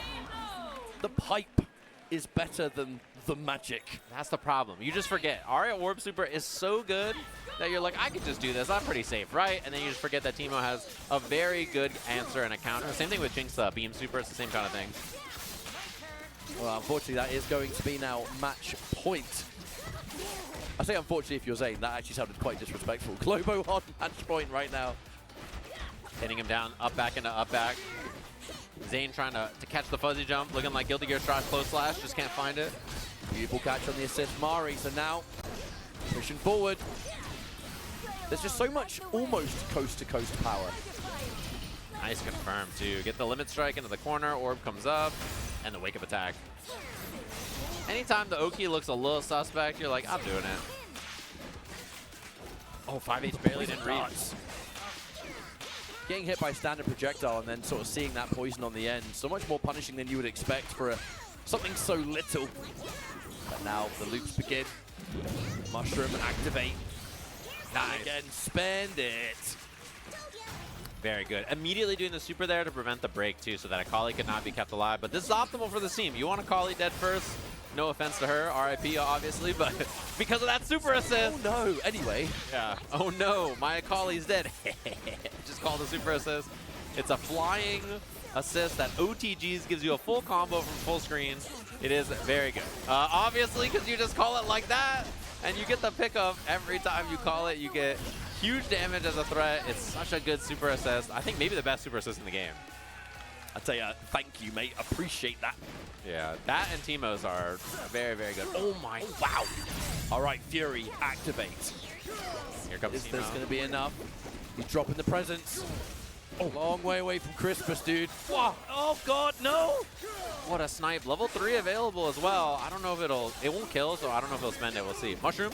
Oh my God, it might kill. That is a lot of extra damage. The Mushroom OTG extension into the S2, into the Blood Moon. Not enough. Oh my God, cross the man. Jump and the immediate, but no, couldn't quite finish it. And the light, the interrupt. Don't you dare pressure me. It was so close, couldn't get the confirm, so that's the end of an amazing run from Zane. Obviously, this weekend did very, very well, but Globo with the clutch stuff again. This guy is just Thanos in the top 8, looking like Frosty Faustings once again. Here in Chicago, holding it up. Hop on 2XKO. Hop on 2XKO. Good for them. Good for them. Hop on 2XKO. That's what everybody was. Dude, the game came out. Yasuo Ekko players. That's what's happening every time. They freestyle tag. Just making out with the block string. It's wild. I respect it, to be honest with you. That's what they're doing. I admire it. Yeah. Always a good time, of course. Nice work from Globo. Nice run from Zane as well. Made a really deep run in this bracket. It was really fun. We're going to take a look at that bracket, of course, get you guys caught up on where we are. So that puts loser semis for Globo, top 4 of the bracket, and be playing the winner of Supernoon and Jakethesnakey, which will obviously be our next match. I'm really excited to watch that one, actually. It's going to be a banger of a match. And that'll get us into our winners finals after, which will be Sonicfox Inzem versus Hikari training partners. Very, very sweaty match. Crazy to think, you know, it's been a few days here, plenty of matches to happen, crazy sort of results all over the shop, and before you know it, there's about 6 players left. That's how it goes. It happens so quickly. You just have all these players, huge brackets, and then it goes. So it's been soon we'll fit it on the one hand. One hand. Have the 5 stones instead of the 6. Well, we're going for a quick break. When we return, it's mustard time. You're getting the other twin, brother. Don't tell him, but I like mustard, the condiment, a little bit more than ketchup. But not as humans. I relish my time with both of you. I'm going to see you in a minute. Be right back. Welcome back, everybody. Hopefully you've been enjoying all of the action so far. Here at Combo Breaker, more of our top 8 for 2XKO. I've swapped over for the other condiment, of course, for the other half. I didn't even know. I'm playing Juggernaut, and you guys are duoing. I'm just saying, you know, I'd say team fight, but that's banned here. So we've got the handshake in. Welcome, everyone. I mean, to a lot of you, I may as well just be the same person anyway. Yeah, so they're not even going to notice. Anyway, I'm happy to be here. I have been watching the top 8 from this lovely crowd we've got here in person, and it's time to bring it home. We have a handful of matches left to go. We're going to crown our first ever 2xKO combo breaker champion, but we do have some matches to go before we get there. Our first top 4 qualification is going to be going to Globo from the match we just saw, and then our next match, Supernoon versus Jakethesnakey. I think plenty of Teemo left to see. Yeah, definitely. And we saw Supernoon kind of get shot up. It was just, it looked like Sonicfox was playing an NRS game earlier, just the projectiles, the Jinx zoning, putting stuff out there, just a mix of all the various zoners you've seen throughout the years, and now a chance in loser side of the bracket. Jakey's been having a crazy run. Oh yeah, absolutely. Even towards yesterday to now, I think we really are going into a time of Jinx is getting a lot of the spotlight. Yeah. But if you are one of those players who's been playing Jinx for a long time already, it's not like you're kind of jumping on the bandwagon, right? You are one of the players who is the reason that Jinx is starting to get this kind of attention. Yeah. I mean, Jakey's been playing Jinx from the start. Used to be a Yasuo Jinx player, and then swapped over to Ahri Jinx in this version of the game, which is obviously a very, very good team. And I think the big thing is Jinx is very good into Supernoon's characters generally. Like, she can kind of just hold space and relax. I think she's also better in duos. That's the biggest thing about her. She's a very strong duos character. Yeah, we saw plenty of that in general at Red Bull Knockout. You know, Sonic, Inzem have also been looking at some Jinx stuff. But even aside, I think the fact that there's also so much Teemo in the game right now, and yeah, Jinx does quite a decent job at a full screen against Teemo, means you're going to have that matchup whenever you kind of need it. For sure. It's definitely a matchup that Teemo does not like. He's not very good at chasing. He got little legs. He can't move very fast. Not easy for him to get by a lot of the stuff she puts on the screen, so. Gets the Jinx in immediately. Teemo pretty low on life. Any stray hit. Wow, nice pickup from Supernoon into the break. Immediate limit strike, Oki time. Not as good as it used to be, but still very good. Immediately keeps it nice and burst safe there. And oh my god, the side swap mix-up. In fact, the left-right is just the eternal in this game. I said it yesterday, I'll say it again, that is just going to be hitting people forever. It's difficult to see. Oh, wow, so much damage too. Limit strike. Nice. Oh, okay. Gets rid of the dart. I really like seeing this from Supernoon though, because the kind of player with the experience that regardless how behind you are, always ready to make those immediate call-outs, right? Wake up, parry, make those comebacks. We saw so much, even at EVO Japan. But will we see a semblance of it now? Not quite an impossible comeback to make. Shoots the dart, and he has kind of like reverse beat by doing dart in a crouch light as well. Wow, using the zap to get rid of it, and then immediately floats in, gets the dart. Should be the kill for Supernoon here. Ekko just taking one for the team. Oh no! That's a big drop. Chance now for Jakey. Oh my, parry. S2 backs it up. Just going back for the zoning. This is going to time. I'm pretty close. 20 seconds left on the clock. Ooh, that could have been a parry on the roll. And the level 3! Okay. Wait, it looks like a side switch, so it's actually going towards the side of player 2. Oh, because the tag runs up. Oh my goodness! That is a punish on Jinx. It's the kill, but Ekko died because of the level 3, so it's a 1v1. But we straight up just traded characters there. You know, Ekko taking the brunt of that level 3, Jinx dying for it too, and now Teemo. 10 seconds left to go. I don't know where this is going to go. Fury available for Supernoon as well. That is a great response. Didn't get the punish though. Oh my god, it's going to come out.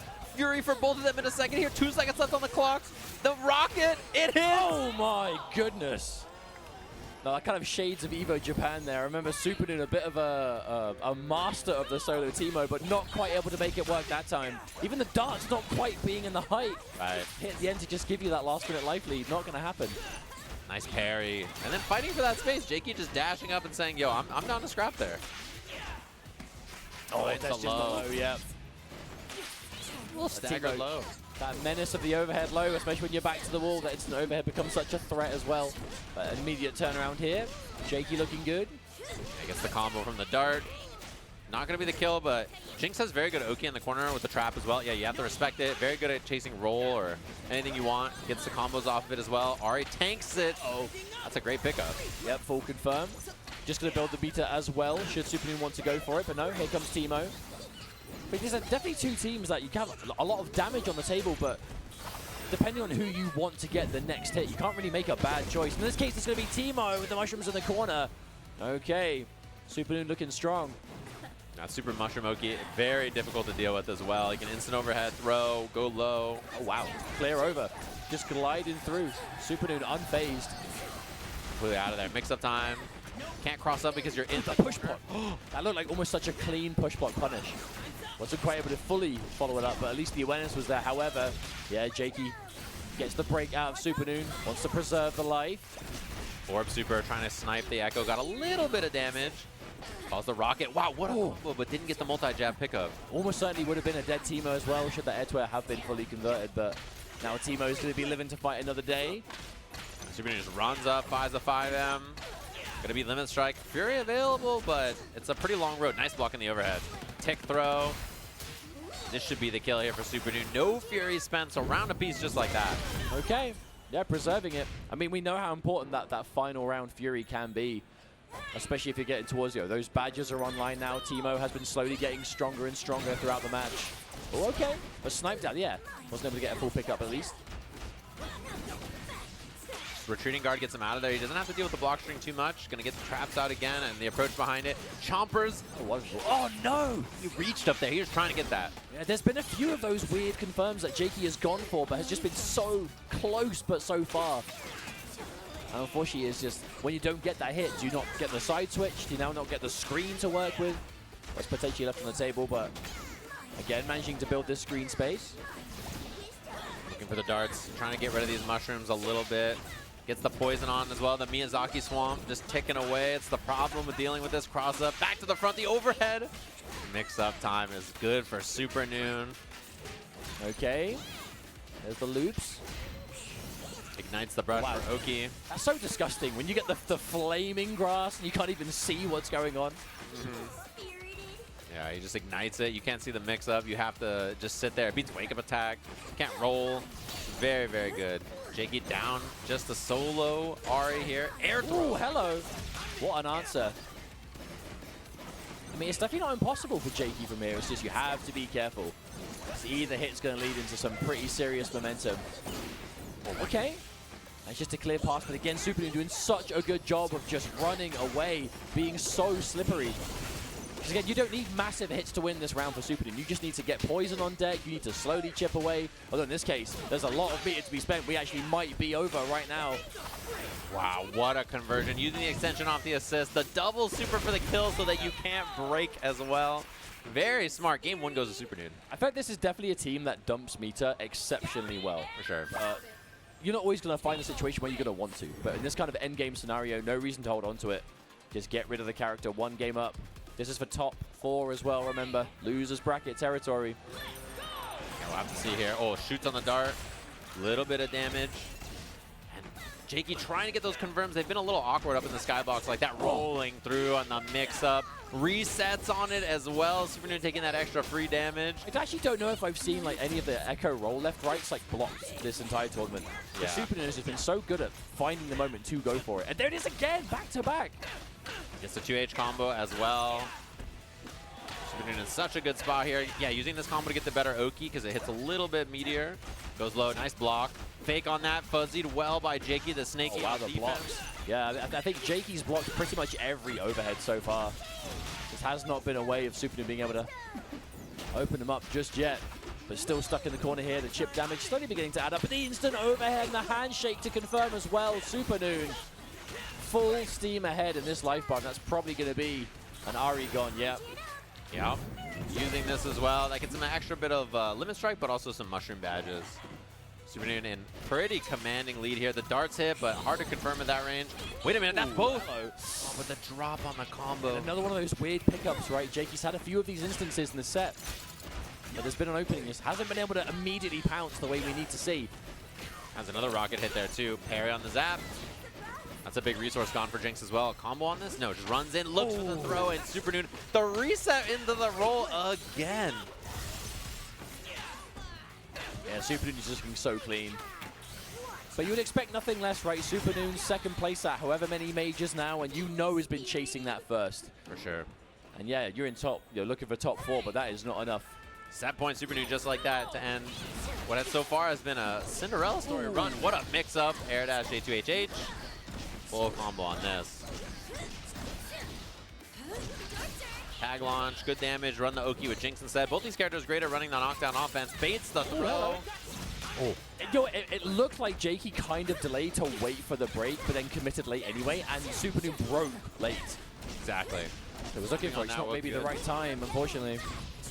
Darts out, mix up time, chases the roll. I mean, I guess at least you are mid-screen, so it's not the end of the world if you get hit by the throw.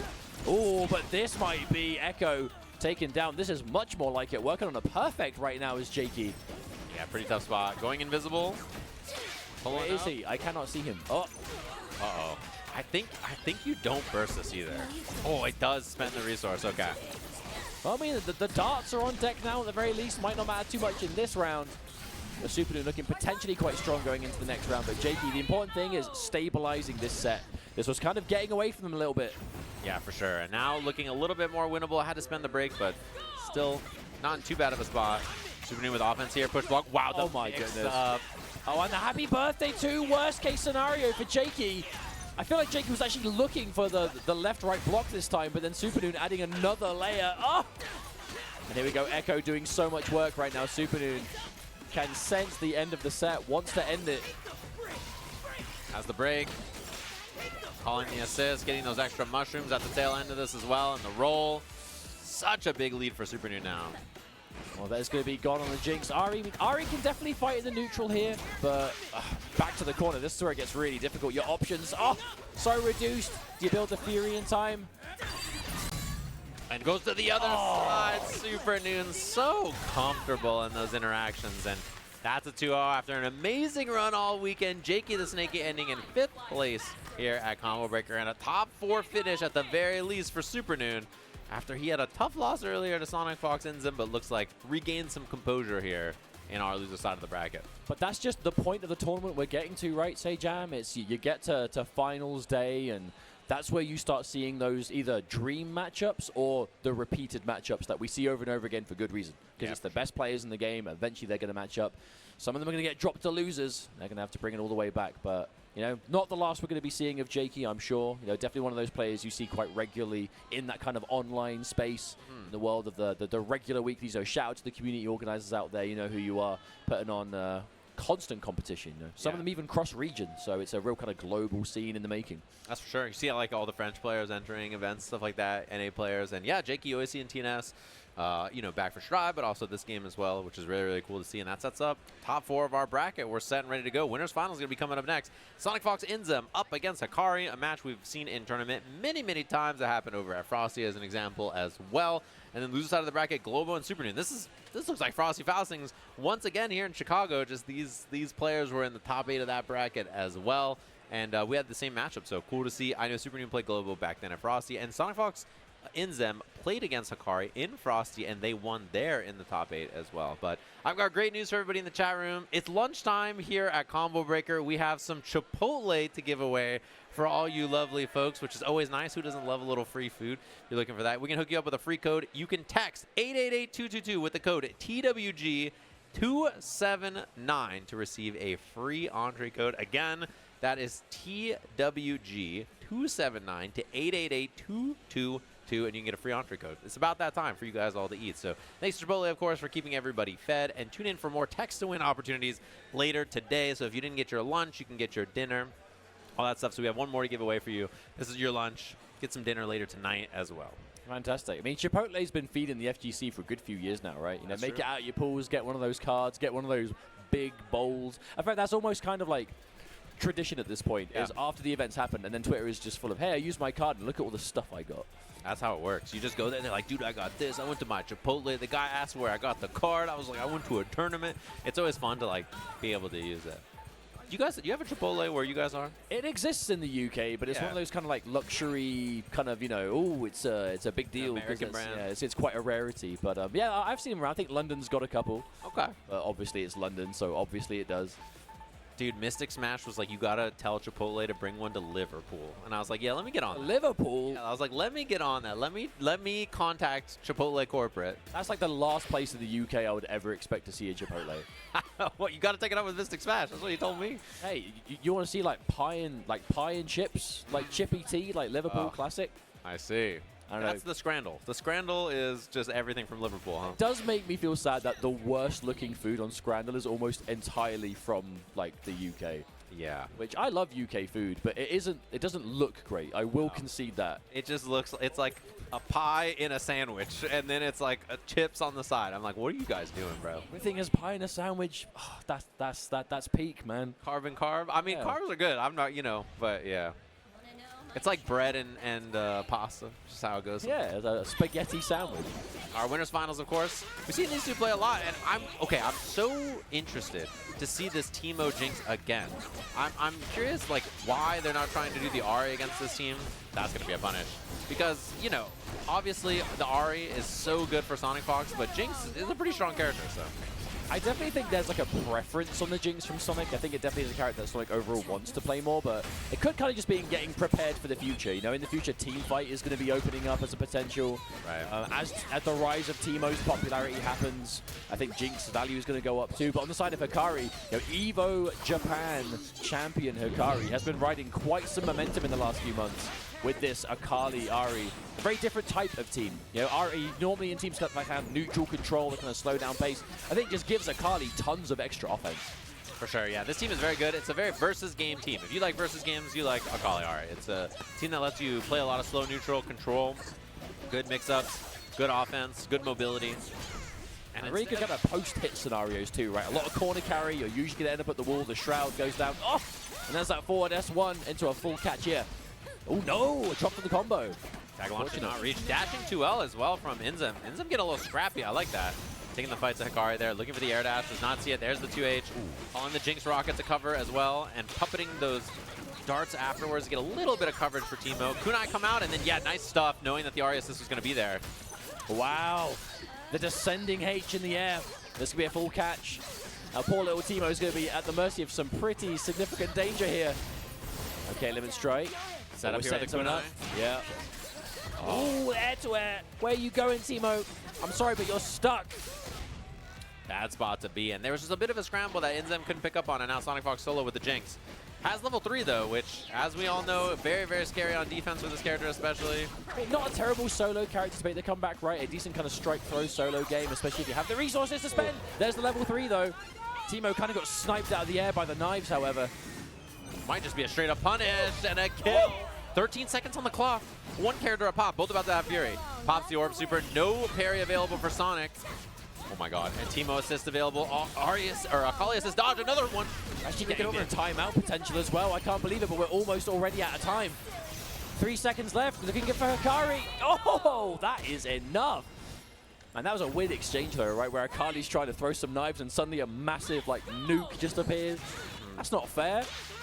That's how it goes sometimes. So back to establishing the neutral, trying to zone a little bit more, and I think it would have been okay, but there was a little scrap that didn't go his way. Nice double tag, get air throw. I'm actually low-key quite surprised the Akali teleport still managed to get behind from that range. Yeah. Just in the distance, I guess. Good defense though from Inzem. Not afraid of the Shroud. Oh, but there's a catch. Big combo damage on this as well. Does not take the limit strike, just takes the Oki with the chompers. Nice block. Yeah. That patience scouting out that wake-up attack. Yeah, you kind of have to break if you want to keep the Akali alive there. Unfortunately, Hikari decides to keep the character survive. And I love that choice. As soon as you can see there are mushrooms on the screen, throw out that Akali super and just clear the board. Immediate break on that punish. Wow, that's tough. Falling with that Teemo jump M right there. Double shroom, side swap, charge 2H as well. Nice combo. So optimal with Teemo, man. Yeah. So optimal. Here comes the big mushroom. Super Mario. Oh! So tough to deal with. You have to deal with throw, instant overhead, double mushroom, roll, super for the kill. And the process of this confirm as well. We've seen that badge has been completed too. So Teemo powering up. Minigun tag. And just the Miyazaki poison swap. Yeah. You gotta take the chip, you gotta take the poison, you gotta take the low. There's consumables in the pouch, man. They're there to be used for a reason. Come on now. No one has ever used a consumable. No. If you don't get to the end of the game without just tons of useless items, what are you doing? That's how it goes. Puppeted rocket gives a lot of mileage there. Sonicfox with the chase down and the counter hit. Nice pickup. Oh, combo off this into the minigun. I like the idea. Yeah, missed the butt slam at the end, but he did quite a lot of damage in the process. Ooh, but the counter hit catch. Suddenly a great situation for Hikari. Oh, what's going to be the defense here? I mean, Inzem's defense in general has been phenomenal. No assist for this. Just mix up. Yeah. Ooh. Good chase down. Puppeting those darts again. Chompers out. Shoots the chompers up into Jinx as well. That's such a good confirm. That's the kind of synergy that I love seeing in duos. And this is bad news. This is first safe so far. Now finally a chance to spend it. Yeah, there's the patience. I mean, you cannot risk bursting if there's 2 characters on the screen. A handshake is just waiting to punish it. Nice. Establishing again. Chompers and the monkey out. And the combo off of it as well. Oh, there's just stuff on the screen, man. Yeah. That's what I was saying. This team just vomits stuff everywhere. It's so tough to deal with. Okay, I love that. Using the taser to cover the big mushroom. Yeah. But they're not looking for a massive hit here. They just want to slowly get rid of this character. But Hikari manages to close the distance, but a confirm as well. The duo synergy coming through another time, and that's going to be first game to the duo. That teleport throw from Hikari was so good, and then Inzem just up backs. They call the assist. Everybody's good. Like, just, yeah, it's too much to deal with. And it's cool to watch. We haven't seen a lot of zoning teams like this in this game so far, so it's cool to see something a little different. Instant overhead does not puppet the rocket, actually. I think you'll inherently look at a game like this and just think, okay, crazy offense, mix-ups, you know, pressure, whatever it is. But usually that does end up being a decent zoning strat, you know, in the game, because you need time to kind of work it out, especially in a duos dynamic, right? Kind of see how that's going to play. But it's definitely a style that Sonic and Inzem, even when they were playing the Ahri team, has definitely been something they have prioritized over time. Yeah, charge 2H starter as well. And I mean, this team is just so, it has so much safety because of the tag as well. You know, you can zone, and if you're wrong, you just go for tag, right? Yeah. Oh, counter hit there, probably catching a throw tag. Because they kind of have that neutral game, they can cover for the assist who is now vulnerable quite well. If they go for a full screen handshake, they try and get, you know, a hit on their Teemo, whatever it is, they can punish that overextending, but looking so good now for Inzem. Mushrooms comes up, tag launch available. Should be the kill here. Can laser to kill or spin the fireworks, yeah. Man, such a high damage ender as well, though. Every time the super connects, I swear it's just doing full damage constantly. And keeps the corner as well with fireworks, which is very rare. Something that you there's some Jinx tech to keep that. Minigun comes out, mushroom. Oh, okay. Get over, yep. Oh, no, wasn't quite able to get a full confirm on the super, but the idea was there. Sonicfox comes out, throws the far chompers, rocket. Doesn't get the pickup, but there's still chompers for safety as well. The zap. Okay, I mean, there's 2 meters. It's even going to matter too much. Here's the fireworks. I mean, you probably survived this one, right? But how do you avoid the incoming chip? Therein lies the problem. Okay, super assist attempted. Oh, but the 2H. Bring the hammer down. They're just too ready, too, because Inzem called the assist to cover and Sonicfox 2H. So there's always backup. Like, one of them, they're so in sync together. Dashes under, hits both. Seeing duos play at this level, though, it's so impressive because it's so hard to do what they're doing. You know, you have the benefit of 2 high-level players kind of reacting accordingly, but you just have to be ready all the time. Got a chance. Side swap, nice. Using the 2H to get to the other side, and now a knockdown for Hikari in the corner. Oh, that's pretty optimal. Get the side switch, get the corner, get the shroud on. Oh, that could have been a huge opening. And another opportunity just not taken. Yeah, it actually fell out because they hit both. Nice snipe. Break available, going to keep Sonicfox alive. In fact, they're making it so difficult for Hikari to even find the hit to begin with that when he finally does, it's almost a bit of a scramble. Yeah. He's working from behind, it feels like, in basically every match so far, too. That's just 2. Okay, the defense again. Inzem with the up back has been such a common go-to. Just does not want to be sitting there constantly blocking. You know, this is a team. Akali's looking for those left-right teleports. The assists out of nowhere. Nice. Great combo kill there from Inzem. Has some great life on deck. They can play this slow, too. Immediate tag into Sonic. Minigun mix time. Instant overhead or not. The mushrooms coming out. The low. Hikari defended so much, but not enough. Yeah. Oh, I love it. That was so smart. Immediately denies the burst as an opportunity by tagging and using the level 3. Very, very good. Yeah, low-key, one of my favorite things about watching duos play is like when you see things either good or bad happening in the match, we can see the player cams. The reactions. They'll pop off together. Yeah. They'll like dismay together. You know, it's kind of everything is shared. But right now, a 2-0 lead, looking pretty commanding for Inzem and Fox. But make no mistake, this is a set that I could see going the distance. But right now, it is the neutral has been a problem. Yeah, definitely. This has been one of those things where just playing from behind the whole time. Hikari trying to make the approach. And there's just so much stuff you get on the screen. You get Chompers out, you get the monkey out, you shoot the rocket, you hold the minigun, and then Teemo comes in and he does brush, shroom, shroom, shroom, slingshot. It's like there's 17 projectiles on the screen for you to deal with. It's just so much. It's like those old school bullet hells, you know what I mean? Yeah. You ever played like, Finish them up, yeah. is it Gallagher? Just like it's like everything. It's like 12 bullet hells at once.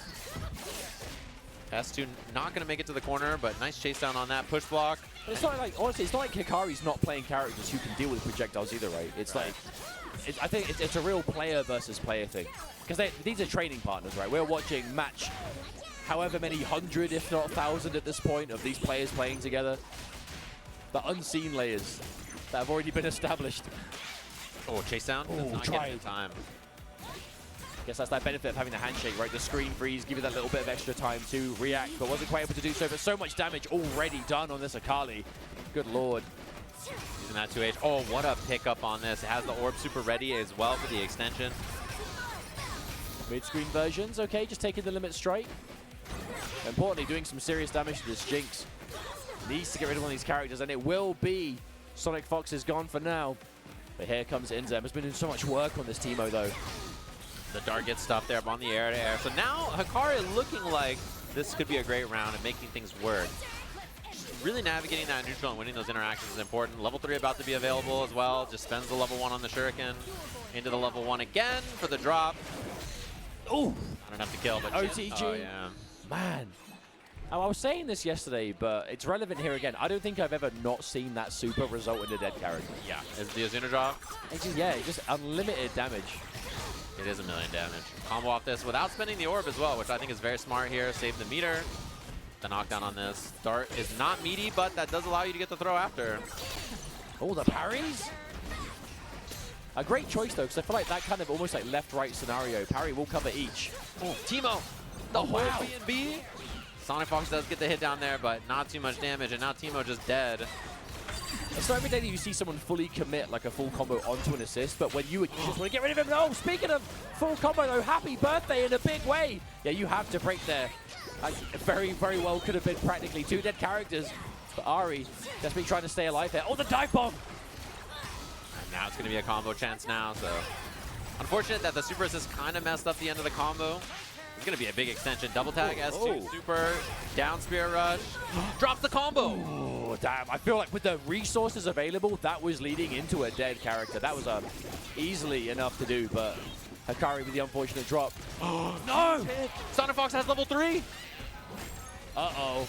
Oh, no. Hikari kind of quickly began to fall apart as soon as that unfortunate combo drop happened. I mean, to be fair, it looked like a difficult, extended, very specific sequence, but man, the punishment. That was a 200% comeback from Sonicfox Jinx, which is brutal if you're Hikari. Like, everything was looking like it was finally working out. You know, I was just about to say, this is what Hikari needed to turn it around, but then, unfortunately, well, fortunately / unfortunately, depending. Nice. The mushroom's down there as well. Okay, good adjustment on the combo, knowing that the shroom was going to be there. Sonicfox taking all the damage you can get. Traps out. Yep, setting up off screen. Looking for that running 2M. That's a whip punish on the minigun as well, so Inzem an opportunity here. Break available for Hikari. There's a little bit of a combo drop. Akali runs in, S1, S1, and nice parry. There's a gap there if you don't do it fast enough. And the handshake, laser. how does that work? Not quite, not quite. Few frames off. Oh, okay. This is the kind of opening that Hikari's been looking for. Oh, yeah. Because this was on the back of just navigating that kind of bullet hell, right? And what's it going to be? Setups? Oh, the bait! No grab for you! Nice. And spinning S2 into the super immediately so that there's no break. But Fury Teemo is very scary. Especially with that Jinx super rocket, which you can build up pretty quickly on like 1 limit strike. Oh, nice air throw from Inzem as well, and that's the kill. Fury on both sides. I feel we see more air throws with Teemo than like any other character in this game. Oh my, air tech scramble, the Akali super assist. Now you probably don't break this unless... Okay, yeah. Wait for the side swap or the jail right there. Wait for the meter to be spent too. Oh, Akali just blocked the way. Stay down in front. Unfortunate there. This is going to be close to killing. Not quite. 1 chance left for Inzem here. Rolls and beautiful punish on the throw. Just tried it. In that instance, it is going to get the game for Hikari. There's still a bit of that fury left to go. You know, Inzem could take some chip, maybe not have to worry about it too much, but ultimately not going to matter too much. But that is a great adaptation from Hikari, especially after what was a pretty catastrophic combo drop in that penultimate round. Yeah. Being able to stabilize it, get the full game on the board, still impressive all the same. I think now, too, the real question is, are they thinking about swapping if this game doesn't go well, you know? Still on the Jinx Teemo, still feeling pretty good, but is there not a thought in their minds that they might go back to the Ahri or not? We'll have to find out. May not even be a factor here, as so far I think this team has looked very stable. But I feel like, especially if you're someone who plays against them a lot, you have to always be thinking it's a possibility for them to go back. However, another happy birthday to start things off. Man, these Akali, all weekend long, these Akali happy birthdays have been so punishing. Yeah. It's just full capture on both characters the entire time. Her JH is this huge option, too. It's very difficult to deal with. Wow. Okay.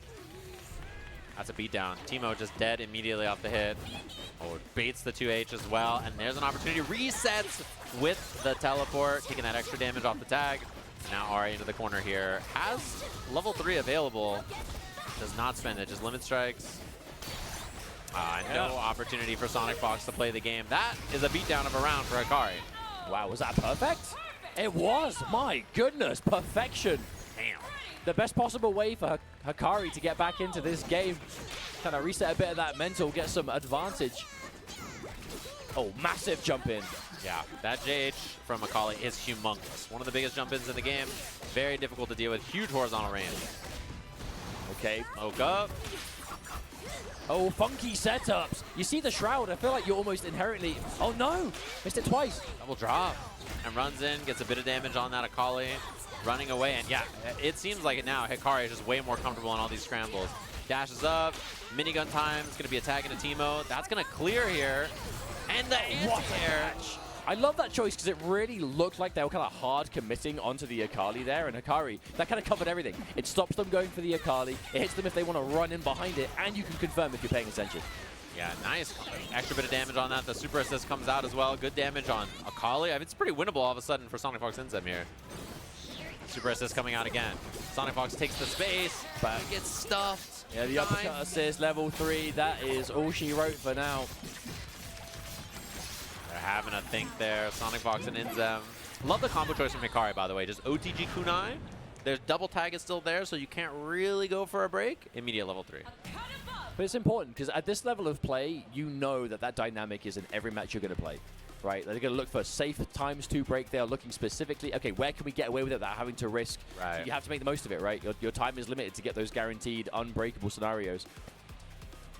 But this is the moment. That was a quick match. Good lord. Yeah, that was a beatdown. And now they're having a chat, trying to figure out the strategy here. Back into it. Rematch. Yep. Going to be sticking out with this Jinx as Sonicfox. I think Jinx is, as you mentioned, we were talking about this earlier with Sonicfox, I think the preferred character. Like Sonicfox is like, yeah, Jinx is the character I like playing the most. It's the character I enjoy the most. Just has played a lot of Ahri in this game because of, I think, how good the character is. But Jinx is very good, and obviously we're seeing it work here. Winners finals of the bracket, 2 apiece. Well, so I feel like there is a degree of Sonicfox in a lot of games we see them play. They don't love playing the characters that everyone is playing. And I feel like Ahri has become one of the most popular characters with a lot of competitive players. And Jinx, you know, right now, I mean, we're seeing a lot of her this weekend, but to be not as popular as an Ahri, wow, a funky reset. Yeah, air fireworks. Fireworks just didn't combo, and combos off that. Teemo getting the help, hooking it up. Another little jump over as well while the minigun's hitting. It's just Teemo doesn't mind. Let me just hop over while you get shot. Puppeting those darts as well. Traps coming out, air to air. Akali assists the no-go, and that's a dead Akali just like that. That's kind of shades of the first match we were seeing, where there's just a lot of those kind of max range projectile instances where Hikari wants to get in really quick, but just gets clipped by like the end of like darts, minigun, anything like that right at the tip. Oh, that's going to be a catch, confirming for each other. And that is, oh no! But the mushroom comes out. I mean, this is tough. Yeah, you're going to get the mushroom badge either way. Inzem just going to use this time to farm some badges. That's a punish. Wow, actually plowed straight through. Oh, okay. Hang on a minute, Hikari. I mean, Akali super assist hitting as well. This is another huge chance. And even if you lose this round as Hikari, you just built a lot of burst. It rolls out. Or at the very least, if you can get the burst out. Oh, never mind. Hikari on the verge of making a miraculous comeback. I was about to say, if you could at least get the breakout, that's something. But no, the patience. Inzem and Sonicfox, they knew, hey, there's a lot of work to be done for this comeback to work. We do not have to pull the trigger on this break unless it is absolutely necessary. And that gives them such a great position going into this. The badges are there, in control now. Oh, Sonicfox. Big hit, and combos there with the trap as well. Teemo getting the hit, break on the roll. Teemo looking for that float, looking for that air throw. 2H whiffs. Sonicfox with a chance. That's both characters. Okay, yeah. A little bit of an OTG. Keep them both going. Wow, that is so much damage on both. Yeah, 40, 50%. Sonicfox just jumps back. No air rocket or anything, just plays it patient. And look at the snipe so far from Hikari. There's got to be a break to keep this Jinx alive. 2H hits. And Hikari has just had like a fearlessness in going for those dive bombs as of late. But for good reason, it just keeps him stuck. I wonder if there's going to be a hard tag here. Yeah, just gets the Teemo out, teleports back. I like that option. S2 from Akali to clear the shrooms. Fights back with a button. Actually caught the backdash, trying to retreating guard, it looked like. And now there's a huge chance for Sonicfox to get the kill here with the rocket. I mean, this probably does enough, right? I mean, especially against Akali, it has to. No, actually survives. Oh, and she gets shot by the rocket anyway. And the combo off this, the laser. It's enough. Sonicfox and Inzem with the clutch. 3-2 over Hikari. Yeah, that was a double headshot. Akali getting sniped by the rocket. Jinx with a laser. Good lord. Fantastic stuff, though, from the duo. Really, I mean, when it comes to duos play, they are very vocal about we believe duos could be the optimal way of playing this game, and we want to show it. Yeah. You know, they say it event after event after event. They are yet to get that definitive, like, worldwide first place, but they are always chasing it. And then they are getting closer and closer. And now, Grand Finals winner's side locked in for the team. And we'll see them again later on, and I'm excited to see it if they are going to be able to take Combo Breaker with that duos play. That was a wild set. And just showing the power of a team like Jinx Teemo, right? Which we don't see as much. Maybe it's not as common of a team anymore, but it is very strong. Clearly, that team is very, very capable. I mean, Jinx obviously won a big event last weekend as well with the Jinx Yasuo team from the Twins, and now we see Jinx Teemo in Grand Finals winner's side. And I saw a lot of people saying that she may be the weakest character in the game in this patch and stuff like that. You see people talking about it, so it's cool to see different representation from all the different characters, as Hikari is going to be waiting for the winner of our next match, Globo versus Supernoon. I think an important point of Jinx is she's quite difficult to play. Yeah. In terms of, like, if you're playing her optimally, there's a lot of, like, weird conversions you've got to catch, right? It's playing like an extreme projectile style isn't for everyone, because there's so much more to it than just filling the screen with stuff. Yeah. You know, you have to be ready for conversions, especially in duo. You've got to get those hit confirms. You've got to know when can you go for it safely, risk, reward, all that stuff. But we will get to that, because we're talking about keep away and kind of neutral focused teams. We're about to see a Teemo mirror. That's right. And the difference is the Yasuo and the Ekko on either side. The big thing, too, is that I think Globo's team is a little bit more about, like, kind of control than Supernoon, who wants to make the offense happen with Ekko as well. So we'll have to see the differences. These two played, obviously, many may remember, with Darius Ekko back then against the Yasuo Teemo. Back at Frosty Faustings, and I think Noon's record against Globo is pretty good generally. I don't know if it's the same this patch, but I know back then it was definitely, he was pretty confident, which is interesting too, because, you know, we're not going to have different teams now. Obviously, Darius is in the backpack for Supernoon, been playing a lot of Teemo ever since this character's been out. But on the flip side, you know, when Globo had that phenomenal performance at Frosty Faustings, right. It was with the double down.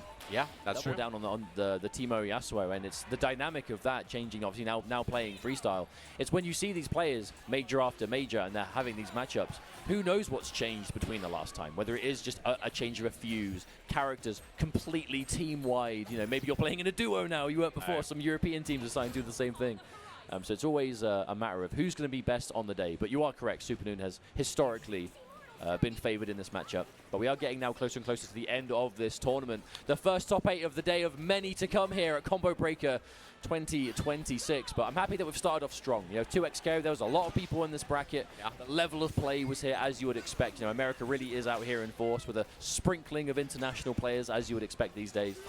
Shouts to France already. Take the moment to say, you know, shouts to the French team. Always make the trip out, whether you're doing the streams on the spot or just, you know, supporting your boys. Always happy to see one.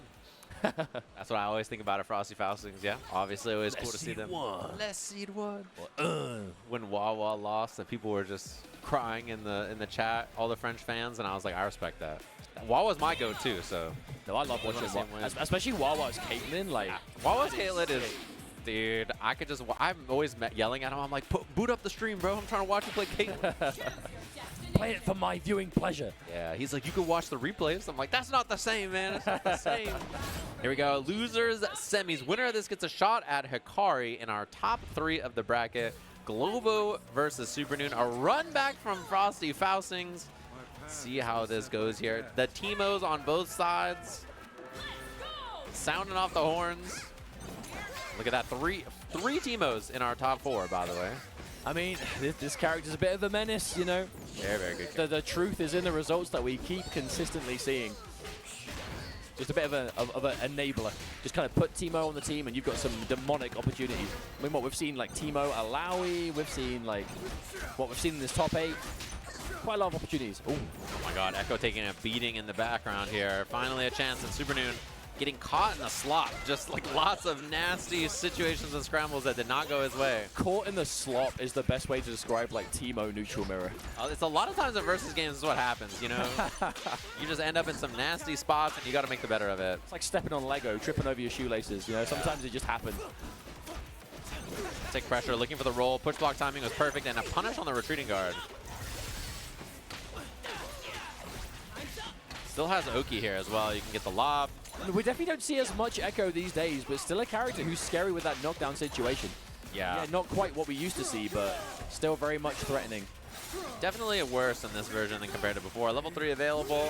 It's going to be the kill. Both this character, Yasuo and Ekko, right? You know, people always say, like, I can't believe Ahri is so good in this version, yeah, that stuff like that, but you know, a few patches ago, it was all Yasuo Ekko. People were talking about those characters. Who knows what we'll be talking about in a patch or 2. Yeah, I mean, especially, you know, they've announced, you know, Senna's on the way. They've given a date now, so you know, very much incoming. However, okay, a character on the board, Supernoon. I mean, I think Supernoon is one of the most dependable Teemos when it comes to solo comebacks. Yeah. We see that time and time again in this game.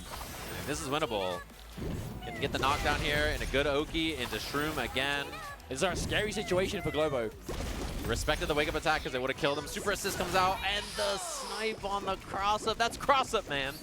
But even though Supernoon lost the round, the discipline to stay there, realizing that the angle the Teemo super assist covers doesn't hit point blank. So kind of just sat there, and then Globo recognized that Supernoon was staying in place and immediately establishing the left-right. Getting out some shrooms as well, trying to make some offense happen. Float, looking for darts, looking for assists, looking for some kind of approach.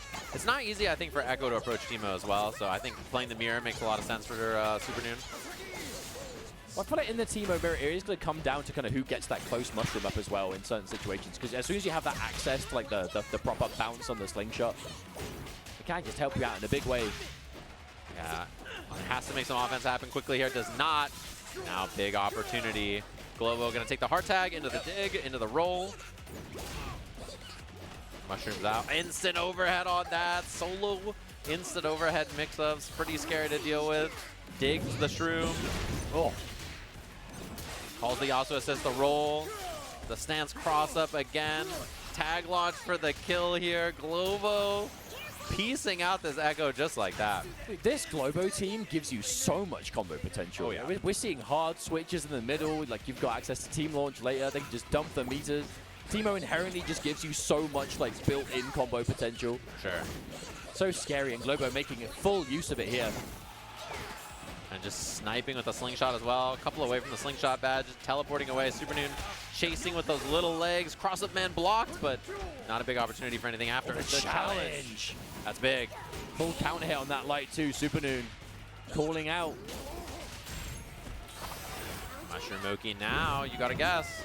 Catches the roll back onto it. It's gonna be a kill on the Yasuo. Damn, just like that. Yeah, Yasuo's already gone. As soon as Teemo has that meter to spend, suddenly they're just getting deleted in the corner. Floating, looking for the darts. And the Teemo who's above the other one, obviously very scary because of that jump light. So yeah, just like that. Pressure now. 5H, just taking the chip damage. 15 seconds left on the clock. Supernoon got to activate Fury and get active pretty quick. Okay, I respect that. Ooh, runs into a present. Supernoon's got to go. Not a lot of time on the clock. 5 seconds left. The teleport no. away. Surely that's Little it. Edna mode legs. He can't make it in. He's too slow. Oh, no. And it's Teemo chasing Teemo, so it's almost quite pathetic. Yeah, just his little legs are not fast enough.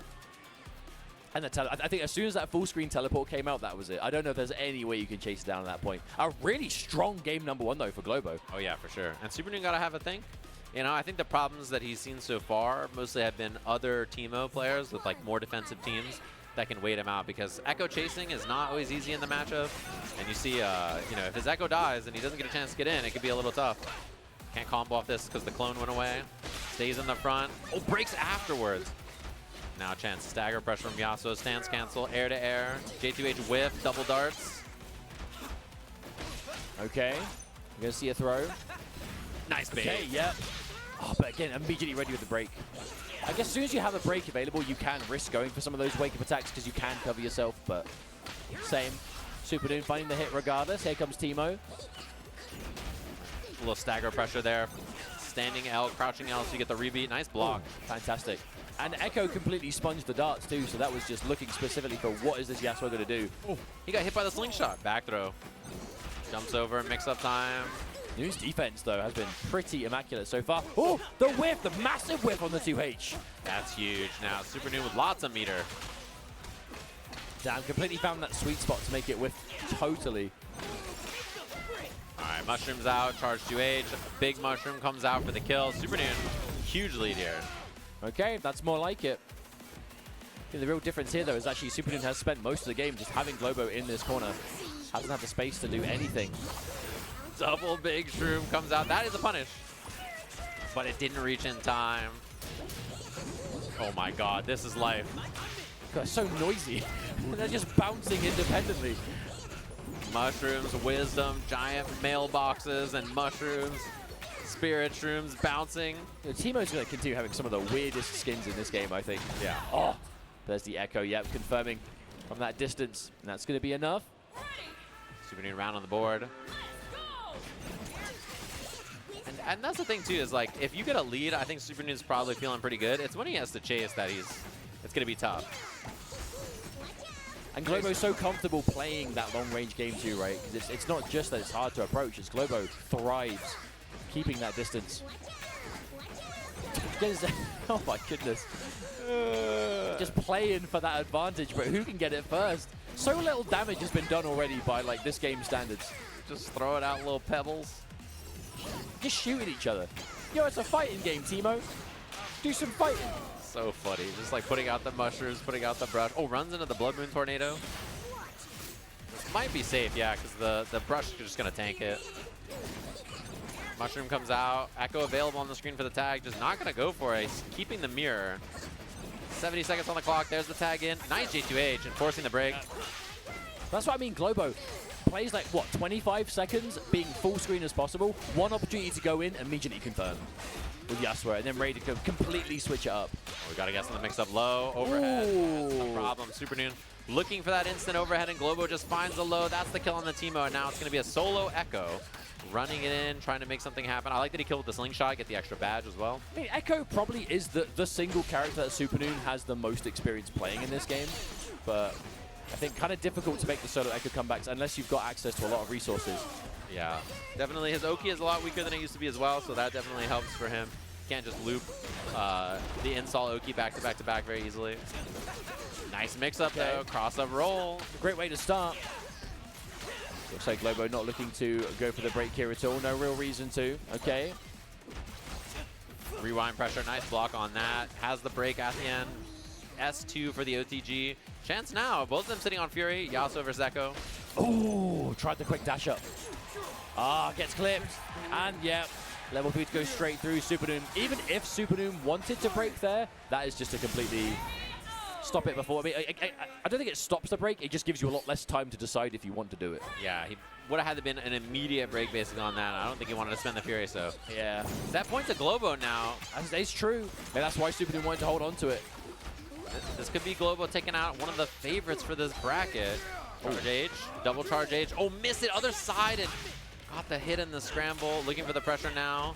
rolls over. Nice block. The defense, who blocks that? I know. Stagger Dark now. And runs up, looks for the jump in on Yasuo. Push blocks out. Yasuo, Ekko. Gets the Time Winder out. A chance for Supernoon to play a little bit of offense. Immediately, as soon as he sees Teemo in, he just hard tags back. He's like, listen, I can't play those matchups, so I'm just going to play the Teemo on point. Oh, wow. Oh, there's the pickup. Okay, a huge opportunity now for Globo. He can dig, call the Yasuo assist. Dude, this is damage, man. This is damage. Hang on a minute. What are we seeing here? I think he should be able to kill or get pretty close anyway. That's enough. Just enough. The calculations. Globo now 1 life bar away from eliminating Supernoon. And the roll through mix up again. I don't think that's been blocked a single time.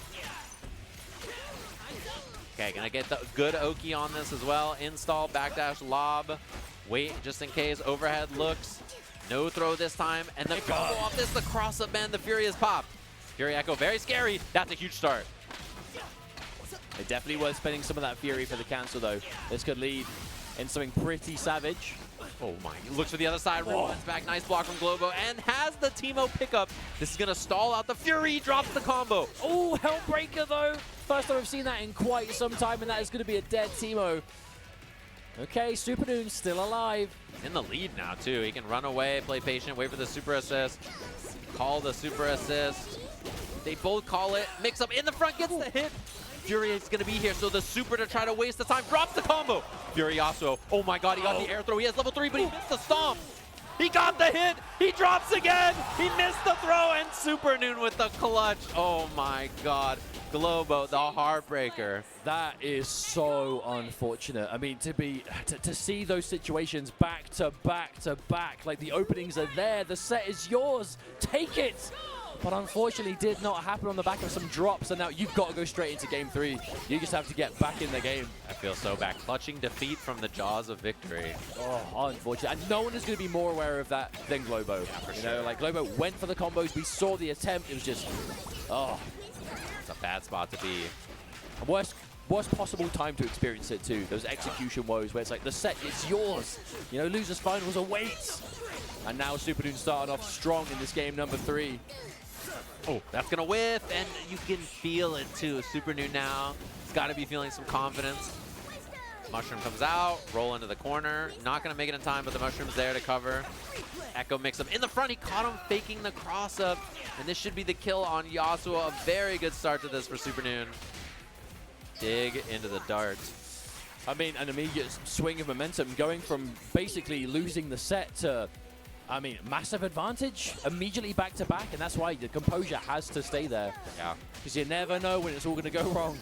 Nice combo off the shrooms there. Good awareness from Supernoon. Chase down, block on that, and you can feel just how this set has swung Supernoon's way so quickly as he's going to go to set point instead of losing the set. He lost the set twice on both of those hits a second ago and gets a perfect just like that. And you know Noon is feeling it too. You know, Noon has that composure. He's going to be aware, right, okay, it's time to pounce. You spot that moment of weakness, you jump on it. Yeah, he knows. He knows that Globo is feeling some kind of way. And like once the set it starts to look like this, feel a little bit more confident, get the dart out, stagger pressure, mix up. Although Yasuo got in the way and kind of fumbled the combo.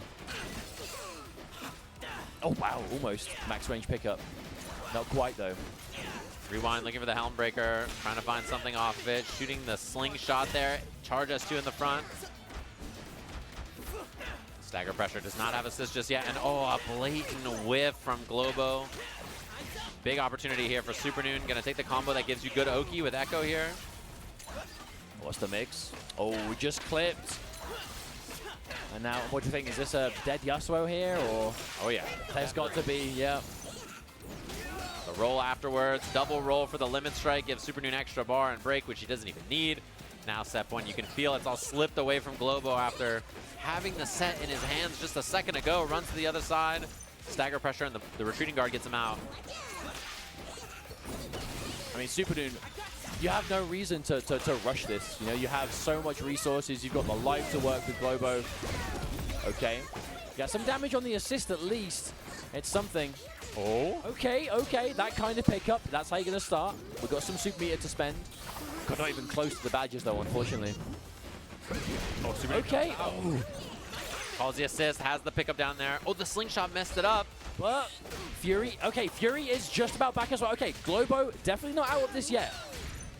Limit strike, super mushroom, set up now, dashes in, gets the low. Supernoon's Ekko is gonna be taken out, and Globo still has Fury available in the Teemo mirror. All right, this is the kind of comeback that can get your head back in the game.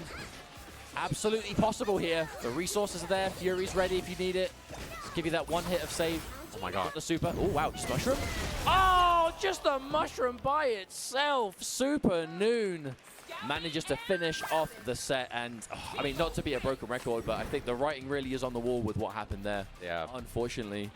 I mean, Globo had the set 2-0 for sure, and he knows it. That's definitely his win, and he is good enough to be in the top 3 of this bracket. Oh, absolutely. I mean, again, very well could have been, had a moment gone slightly different, but it's the way the cookie crumbles, unfortunately. Sometimes it just slips through your fingers. Yeah, and that's going to set up our top 3 of the bracket, which is probably players you expect to be here, of course. Sonicfox and Inzem in Grand Finals winner's side. The winner of Supernoon and Hikari will be fighting them in the finals. It's going to be a lovely little one. So we're going to take one short break and be back with our top 3 of 2XKO here at Combo Breaker. Don't go anywhere. We'll be right back. Welcome back, everybody. Hopefully you've been enjoying all of our Combo Breaker action. It's time for top 3 of the bracket. We have losers final set up, and our competitors are on the stage. It's going to be Hikari versus Supernoon. Winner gets a shot at Sonicfox and Inzem, who's been the bane of both of them so far. We're going to take a look at the bracket to get you guys caught up on how we got here. Obviously, been a juicy one so far. Start off with Sonicfox and Inzem beating Supernoon and then beating Hikari. So the 2 players that they have beaten are the 2 left in our bracket. Top 3 now, Globo with a 4th place finish after having some game-winning combos potentially go his way. He could have been top 3 in the bracket. Exceptional competitor. Big fan of that guy. Excited to see him at different events as well. And now it's going to be a battle between these 2 to see who gets another shot at the duo in our winners side grand finals. Yeah, I imagine it's been a bit of a immediate, quite emotional roller coaster for Supernoon, because you know we're kind of talking on the back of what happened now, you know, between Globo and Supernoon, and the unfortunate drops that led to the way that set ended up going. If you're Noon would have seen that scenario and been, oh, I've lost. Yeah. You know, back to back, and then suddenly you haven't, and now suddenly you're in losers finals. Yeah. But I think if you are doing like a bracket prediction, it would have been a safe prediction that, okay, this top 3 might be exactly what we're expecting to see. Yeah, for sure. I think if you're going based on just the vibes of like who is the strongest generally, Sonicfox, Inzem, Hikari, and Supernoon are the 3 that you may expect to see here. Not to say that others didn't get very, very close to defeating all of them, right? We saw earlier with the set with Zane Hikari, it was almost a beatdown, and then we saw the same thing with Globo just now and Supernoon. So, Teemo on deck. It's going to be Ahri, Akali up against Teemo, Ekko. Teams we've seen them rock both so far. I definitely imagine this could be the team that Hikari stays on for quite some time. I mean, it's hard to say because Hikari has changed teams and whatnot quite a few times over the game, and it really does depend on what the patches do and what new characters introduce, but it just looks so comfortable on this duo, especially with the Akali. Yeah, this is a Hikari team for sure. And who you never know, there could be changes. You know, Senna's coming out pretty quick. That could be a character he's interested in as well. And he's been on a few teams since this game started. So here we go. Losers finals here at Combo Breaker 2XKO. Going to start off, and it's going to be scrapping again. The goal for Hikari, make it past all of the Teemo setups, using that S2 to clear, using that S1 to clear. Very good options. And then get in there, make the offense happen, run this very strong mix-ups that Akali, Ahri can run.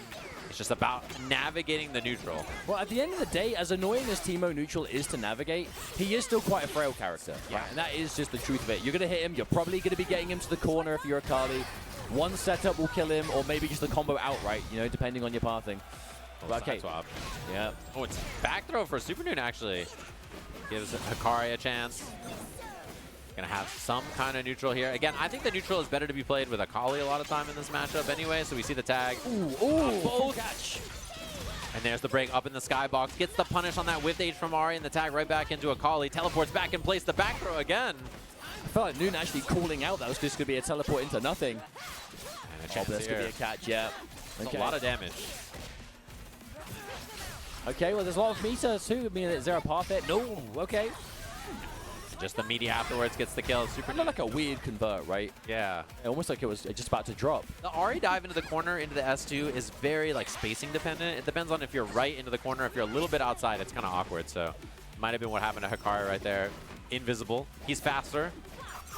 You can't see him.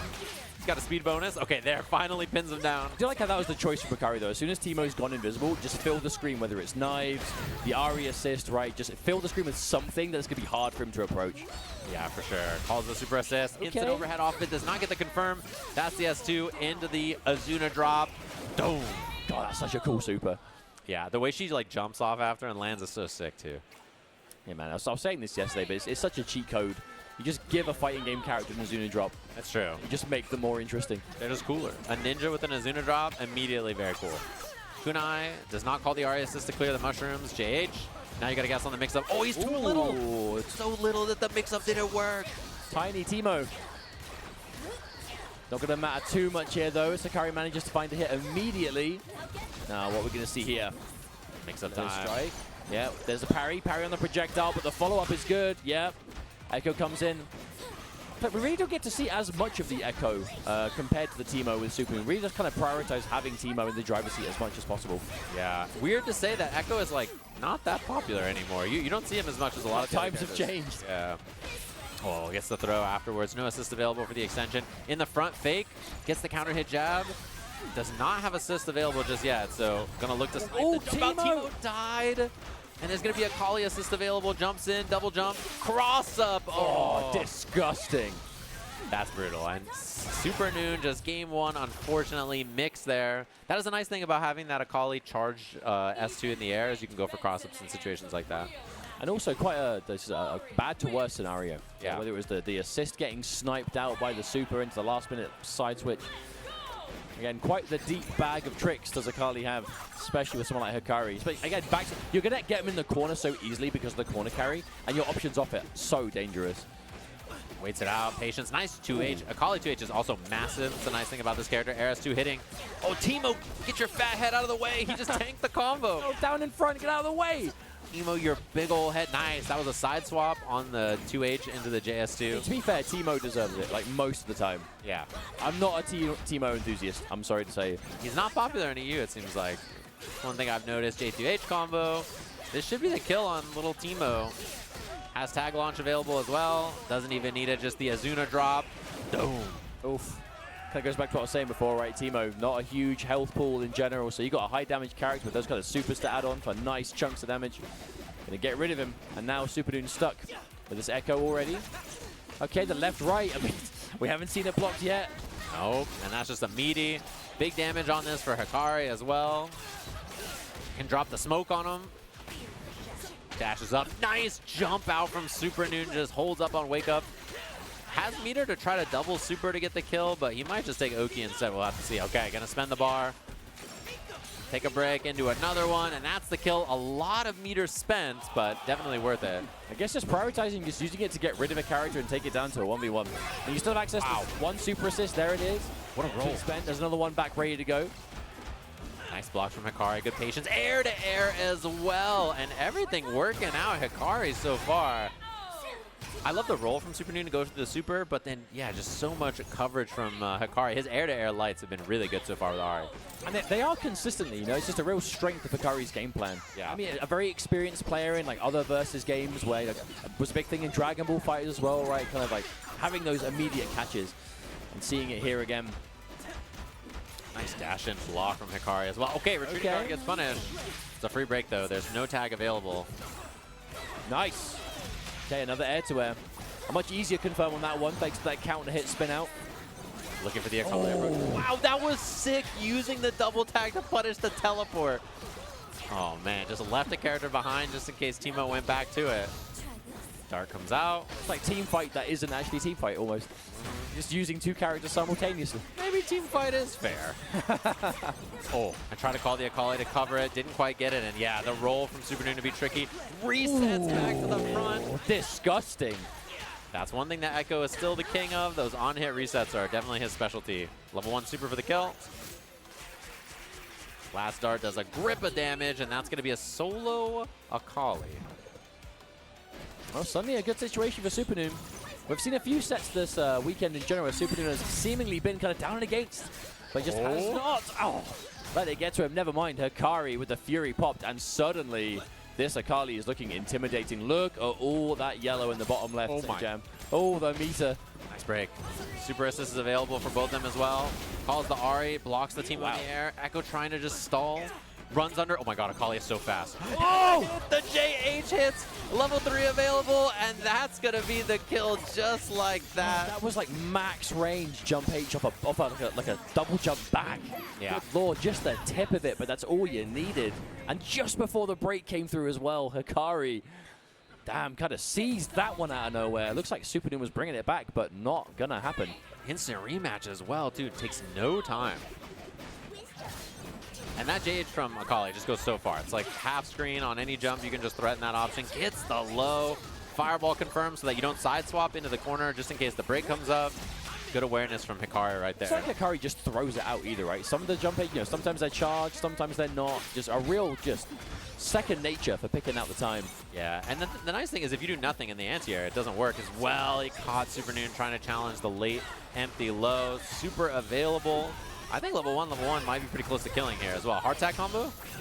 Okay. This is definitely going to kill. This is a lot of damage. Orb super again. Spirit rush down. Tag launch still available. Oh. Oh. And here comes Akali to finish it off. Oh my goodness. Disgustingly optimal play coming out of Hikari right now. Oh yeah, and she's out of there.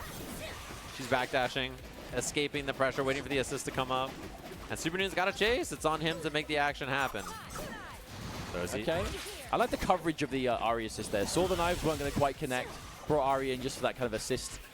The backup. Oh, trying to find anything. She's so mobile, though. Wait, that could have been both. It is both. Oh. Gets the break. Nice. Oh, challenges interrupt. I guess the idea, the threat is the time winder was there, but Hikari recognizing that, no, I don't have to respect this yet. The immediate challenge. Supernoon trying to chase. Knows he has to make something happen, and the air-to-air for Hikari as well. Set point just like that. And Hikari kind of steamrolling right now on the verge of a 3-0. Definitely not the result I would have expected. I mean, I can definitely see Hikari winning. Right. Because, this is reigning Evo Japan champ. But at the same time, a 3-0 over Supernoon. Mr. Consistency. Nice. Good answer here. Even if it doesn't punish, at least stalls out the orb. Ignites. But still, it feels like so far the neutral has been so good for Hikari. Tag. Supernoon, no challenge. Gets the back throw into the corner. Runs in and the wing of attack. Brave. I mean, did have access to break, so I guess you can't afford to go for that. However, Supernoon given an opportunity here. Limit strike. Here's the setup. Oh, wow. Yeah, just rolls out clean. Oh, what did he? Oh, the instant air throw. Hikari with the chase down. Nice. What a snipe there as well. Roll into the corner. And there's another. So Chance gets some Mushroom Oki as well. Dashes in, gets the low. Okay. Nice roll again. Trying to build another meter so you can run that Oki one more time. Yeah, just, you build it, you spend it, you get rid of a character. Could have been scary. Nice 2-8. Oh, wow. Off the push block too, the reactions. Side swap. Throws that orb. And should be able to get the kill here. Has a tag launch. And Izuna drop. Yeah. One character away from Hikari, sweeping this set. I mean, it's the solo Teemo. We've been saying that this is definitely a character that Supernoon has made pretty miraculous comebacks with in the past. Oh. But definitely easier said than done. Does manage to find the first hit, though. No break being spent from Hikari. Limit strike, building up the resources. Ooh, get slipped. No! Wasn't able to convert. Oh, Akali's in a bad spot, though. She's pretty low, and the poison was ticking, but does not get killed. I mean, it's definitely not impossible. It's just going to be difficult. But Supernoon doesn't need to rush it. There's plenty of time left on the clock. Start for meter now, though. That Mushroom, this will be the last super that Supernoon has on the Teemo for a while.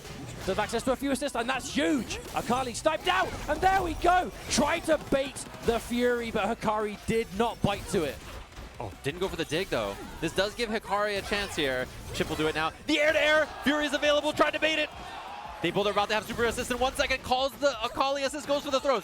Supernoon is out of there, has 2 super assists left. Oh my god, running the mushrooms. The air throw, and Hikari clutches it out. 3-0 after the burst bait into the burst bait into the clutch up. I could feel the stress through the screen with that entire last exchange. Both players going for burst baits that weren't actually resulting in bursts. But in that kind of instance, it's kind of a damned if you do, damned if you don't kind of scenario. The instant chase down on the air dash, or air throw, I should say. Man, Hikari has been hitting these miracle air throws. Oh yeah. for quite a while now, man. It's just been a game changer for situations like up our grand finals, a repeat of the winners finals. Hikari up against Sonicfox, Inzem, and Hikari looked hungry. Like, after seeing that set, looks like I need to pull up and show that that first set could have been mine in the winners finals. It was close. It was a 3-2 set as well, and Sonicfox ends up clutched it up in the end with some pretty wild, miraculous plays. We'll have to see if that's the case in our second set here. Well, it was almost a reverse 3-0, right? Yeah. It was looking dominant. It was a 2-0 lead in pretty much speed run fashion for the duo, and then out of nowhere, Hikari was just making these crazy adaptations. Right. And will that kind of be a continuation here into the grand finals? I think, you know, Hikari has been coming through. I think a lot of players who kind of go through that losers bracket, they kind of go in with some momentum, right? Especially if you had some big wins, like that 3-0 over Supernoon. That's a big win.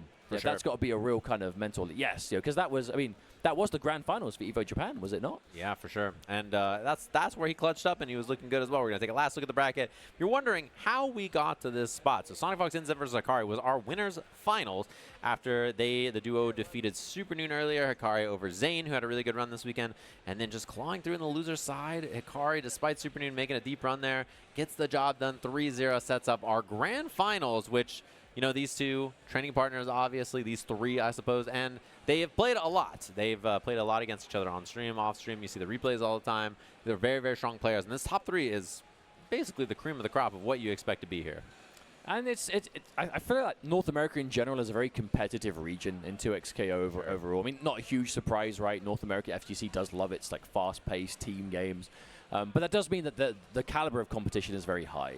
You know, when you get these kind of majors, Midwest, you know, Combo Breaker typically does have a lot of people who travel to it because it's not too far from anywhere. You know, it's not exactly coast to coast. Nice in the middle. Yeah, so it does usually mean that events like this, you will get the cream of the crop. You know, the best players making the trip. But of the best, these are definitely, you could say, best of the best. So this grand final is not a huge surprise, but definitely one that I could see going either way. My heart would love to see Fox and Inzem take it because I'd love to see just the kind of continuation of the duo wins. You know, we had the Red Bull knockout event, which admittedly was a duo-only invitational, so a duo winning it was kind of inevitable. But I think that really is one of the most interesting kind of stories in this game, is the duos play, and at a competitive point, will it ever kind of get to that kind of solos level of results and power? And I think with this kind of duo, you know, Fox and Inzem, they can make it happen. Yeah. I mean, in theory, duos should be stronger, right? Oh, the rock, paper, scissors mix up there. In theory, duos should be stronger, obviously, but the coordination between two people is tough as well, right? So it's very, very difficult. So you have to be as synchronized as possible with two players against a solo player to get the job done. And there are strengths, like playing a character like Jinx is better in duos because she can hold the minigun, rocket, stuff like that. So, you know, there are certain things that only duos can do as well, which is a factor, but curious to see it here. Cool to see a duo in the finals of our first ever top 8 here at Combo Breaker. Looks like they're locking in, folks. Are we all ready for our grand finals here for 2XKO, the duo versus the Lone Ranger? This is me, the solo player, versus Ketchup and Mustard in our top 8. Oh, and grand finals, good luck. Have you seen us play this game? Good Lord. Going to be our mix-up so far. It jumps in, counter hit JH, one of the best jump buttons in the game. Knockdown, setup time. Hikari calls the assist so that he can tag right here after the kunai mix, and that is dastardly. Mushrooms into the corner as well. Early start for Hikari and gets the punish on the ground. This is a zoning team, right? This Teemo Jinx team wants to hold space. They want to play passive, defensive. So this is not the kind of breakneck speed they're looking to play. On the flip side, though, Hikari really does thrive with this kind of offense. Especially, you know, again, you're going to have the corner, both Ahri and Akali, when you have the opponent back to the corner. Your options on knockdown are so scary. You're going to benefit from constant limit strikes, got loads of meter, and I mean, this has just been a steamroll of a game number 1, or round number 1, I should say. Absolute beatdown in that first round. Did not play the game. Sonicfox Inzem could not hold any space, and the one opportunity they get immediately drops the combo. Putting all this stuff on the screen. This is already a better start. You get the chompers out, you get the mushrooms out. It's the first time in the match they've been able to establish this kind of threat. Just filling the screen again. It is going to be chip damage that's going to add up. And if anything connects, I mean, especially if it is Fox that's there with the Jinx, so good at picking up from any of it. Yeah, and that's both characters taking a bunch of damage. Obviously, Akali falls out, but Hikari getting beat up here by the Teemo. Gonna be Oki with the Mushroom Super, dash up, half the Whip Light, goes low or overhead or throw. It's just a lot of stuff to worry about. It's the same setup here. You can hard tag combo. There it is. Knockdown into the Mushroom, minigun, and the drop after. Oh, drop! Wait, chance now. Damn, Teemo getting completely bullied in the back. Just not allowed to leave the screen. Okay, ooh, huge wake up. Back S1, zap to look to punish, does not find it. Waiting for the assist to come back up. Shoots it, mushrooms out. This is tough to deal with. I mean, what can you do? You have to make a decision, but everything comes with risks. Nice. Oh, sniped. Beautiful pick of that jump. Far-reaching M right into the rocket. But that's an approach that I love seeing Fox and Inzem do that. Like, when they have that kind of a lead, they're not looking to just rush you down and finish you off quick. They are so happy to just shoot you the entire round and slowly but surely just chip you down. But Hikari, I mean, again, a comeback that needs to be made here. Gonna be difficult. Scary, though. Akali Super Assist is available as well. It's always a threat. Oh, wow, what a snipe on Inzem, dashing up, fighting the air throw. But such a go-to option that Inzem will go. Just the reaction, instant air throws. Chomper's out. The Mushroom's out. Goes invisible. Another one. Rocket comes They out. work so well in tandem with each other because as Jinx is keeping them stuck with these constant just traps on the screen, that lets you get the mushrooms out, the grass, whatever it is. They completely just complement each other in the neutral. Yeah, they just put so much stuff on the screen. Oh, the monkey actually came back and hit at the last second and messed up that tag launcher combo. I guess sometimes it can work against you in that respect, Yeah. if you're not 100% ready. But I mean, you know, once in a blue moon, we've seen the opposite all the other times for the duo. We're actually ready to pick up, and there's going to be another opportunity here. Throws the Chompers. That actually catches back roll, so you can't hold up or anything there. You just got to respect that. Mushrooms, Miyazaki Poison Swamp. The defense. Oh, and throws the upsling shot to try to get something there. Float. Rocket comes for the coverage. Back S1 comes out. Looks for the 2H. Does not get it. Rocket comes out again. Air to airs work out. And Teemo with the hit. There's the... Oh, no block. What on earth? Sonicfox wasn't ready. And Inzem's going to say, report my duo for throwing. No, I was going to say, we definitely saw the reaction handshake, but the block just didn't come through. Mushrooms out now. Looking for the zoning. Jump H comes in. Stagger pressure, push block timing. The zap comes out. I love that handshake to be safe. Yeah. Jump in effort. My goodness. And Ahri dies right there just on the assist call. And Akali almost does as well. God, HHH. Inzem is swinging. Oh, parry whiff. No combo. Jump F, double hitting overhead. Huge starter here for Hikari. Has level 3 available. But Inzem has been so consistent in dealing with these kind of constant mix-ups, but every now and then, all it takes is one opening, and this is the damage that comes from it, and Hikari swinging back. That did so much damage. I cannot believe that is going to drop kill. 1v1 now. Super assist available for both. Here comes Teemo to break things up. Sonicfox gets a chance to set up, and the hammer comes out. First game to the duo here. And that was looking so good for Hikari at the start as well. That first round was practically a speed run. But immediately a bit. But then all smiles all round on the duo. They are feeling themselves 100%. Yeah, it's difficult to deal with all the stuff that Jinx, if she gets time to set up, it's so hard to stop it, right? Because she gets the monkey out, and then she gets the chompers out, and she covers so much of the screen. She can minigun and rocket and run up and just take up all kinds of space. It's very difficult to deal with. There's the monkey come out, and then you have to respect it, and then now she gets to chip you, push you back to full screen, call her assist, shoot the whole air. You know, there's just so much coverage. I mean, but how can you approach? And even if you do manage to block on the way in, you go in a bit too much, you have to block. Teemo's just going to run under you, and now you're dealing with whatever he's going to throw point blank. Because Teemo, I mean, I guess Jinx as well. These aren't characters who only thrive in full screen. Right. They do have close range options too.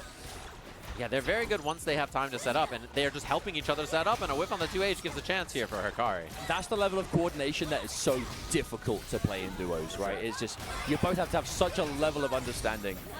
Not to mention the reactions to actually convert it all. Okay, I mean, this is death for sure. I guess this is a real benefit that Hikari will have, though. This is a high damage team. Yeah. So if you can get sometimes even just one opening, you might just be getting rid of a character, and suddenly this bullet hell neutral, suddenly a lot less intimidating. Oh, using the walk lane to stall, and then... Well, that was so good. That's adaptation. That's layers upon layers. That's how you know they've played a lot. A lot of people don't use the Akali walk lane as much, too, so cool to see it. Sweep, looking for the retreating guard. Parry is a whip, and that is going to be the round just like that. Keeping it nice and burst safe as well.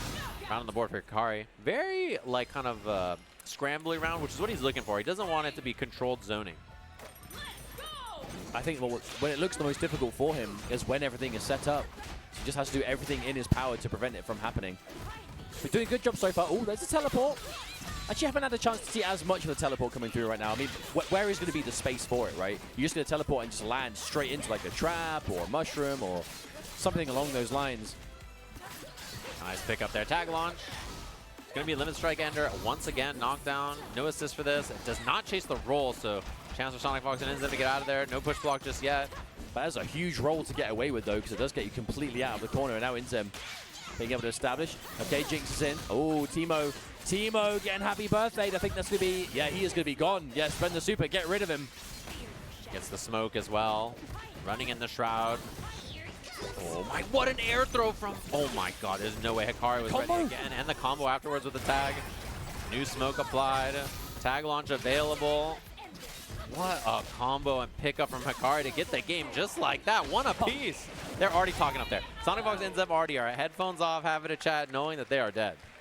Man, and that was off like a throw combo too. Yeah. Scary damage, man. But Hikari with the awareness. Okay, tying things up. One game apiece. Well, that S1 from Akali has been much more used in this set so far. Wow, nice block. Oh, had to hit it. Get the confirm. It went for a little setup though. It kind of looked like almost like an air reset. Nice combo off this. Gets the hammer. Throw the chompers. Oh yeah, through behind, maybe expecting a back roll again. Yeah, and even if you don't back roll, you can get like basically the same Oki, so it's pretty good no matter what. Because again, it's not always about getting a hit and then doing something with it that like results in like a combo or whatever. It's just denying them options, letting you kind of back off and just establish that control again. There's a lot of damage off throw. Just rocket ends up fireworks. It's big damage. Ignites the brush here. Can go for the super to try to get around it. A little bit of damage on that and takes the chance to hard tag. We've seen that exact interaction a few times in this top 8 where it's kind of been Akali super versus darts. And it's mainly just about, again, Teemo just kind of stopping it. Okay, we're going to spend a bar each. We're going to reset. Yeah, and that's an unfortunate burst there into immediately getting hit Hikari down a ton here. A lot of resources down and inevitably the round here. I mean, what can Ahri do? Dare I say an impossible comeback, but now actually so. Finished off by the duo. Looking to go up another game here, potentially, but we'll see. Kunai comes in. Ahri assist on block, not that threatening. And then just gets the grounded hit, runs in. 5H broken.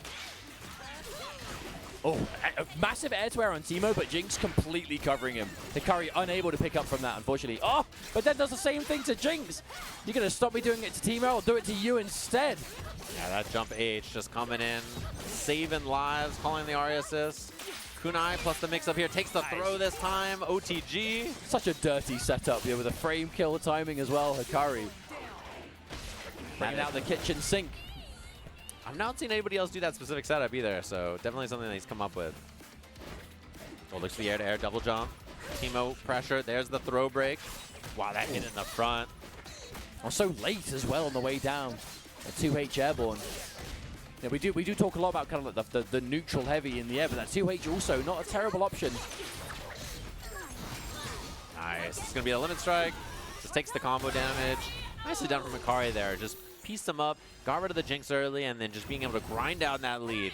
One apiece, a round apiece, fighting for the lead in this set. And it's pre-reset as well, which, you know, there's that extra bit of opportunity, and the 2H loss. Damn. Oh, catch. Oh no. Went the other way. It was a little weird to convert that. Nice block on that. Unfortunately gets picked up. There is a break available, which I think we're going to see after the orb super here. Mushroom out. Trying to hold space. Akali. Lots of weight. Wow, that was beautiful from Inzem right there to make it right over using the dart as well. J2H.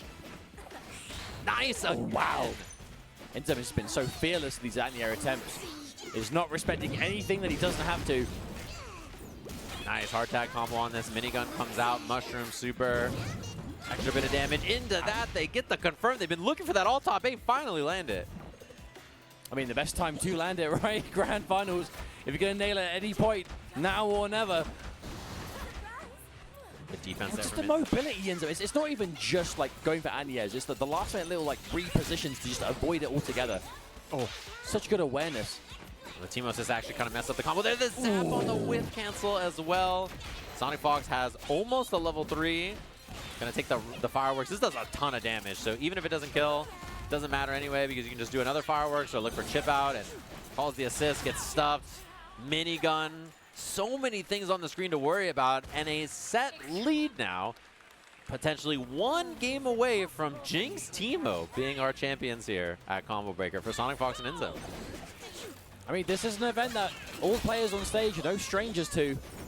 I mean, especially Sonicfox. I mean, from an NRS background, how many times has Fox been on this exact same stage over and over and over again? But this is the game that Fox has been grinding the most, especially with Inzem, especially as a duo for so long now.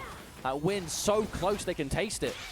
Our first huge major win as a duo potentially here. And after so many almost as well, you know, they're always in the top 8s, they're always in the upper echelon of play, but they haven't got that big first yet.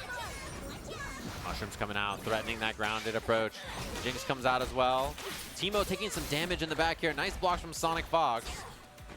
Stagger pressure, just looks for that. What an air-to-air attempt. Ooh, 2H is a no-go. Oh, and that's going to be damage on Jinx here as well. Using the Dart Super once again. Try to get rid of some of this timing on this so you can't approach. But Teemo down a lot of life. He just jumps out. He just threaded the needle. The slippery one. Okay, yeah, there's just the hard tag. Get Akali back in. Oh, the wall cling. Again, last time we saw Hikari using that to stall time, it was just the most opportune moment. But again, this just kind of shows the real kind of mastery of Akali that Hikari has. Oh.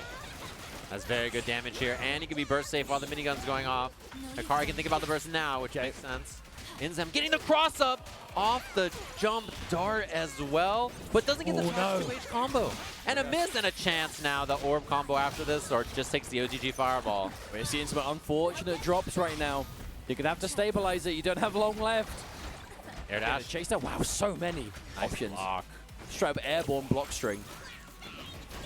Has the monkey out now too as well. Jabs it in, which is so smart. The overhead connecting. Level 3 on both. Goodness. Oh my god, there's going to be so much damage as long as it combos here.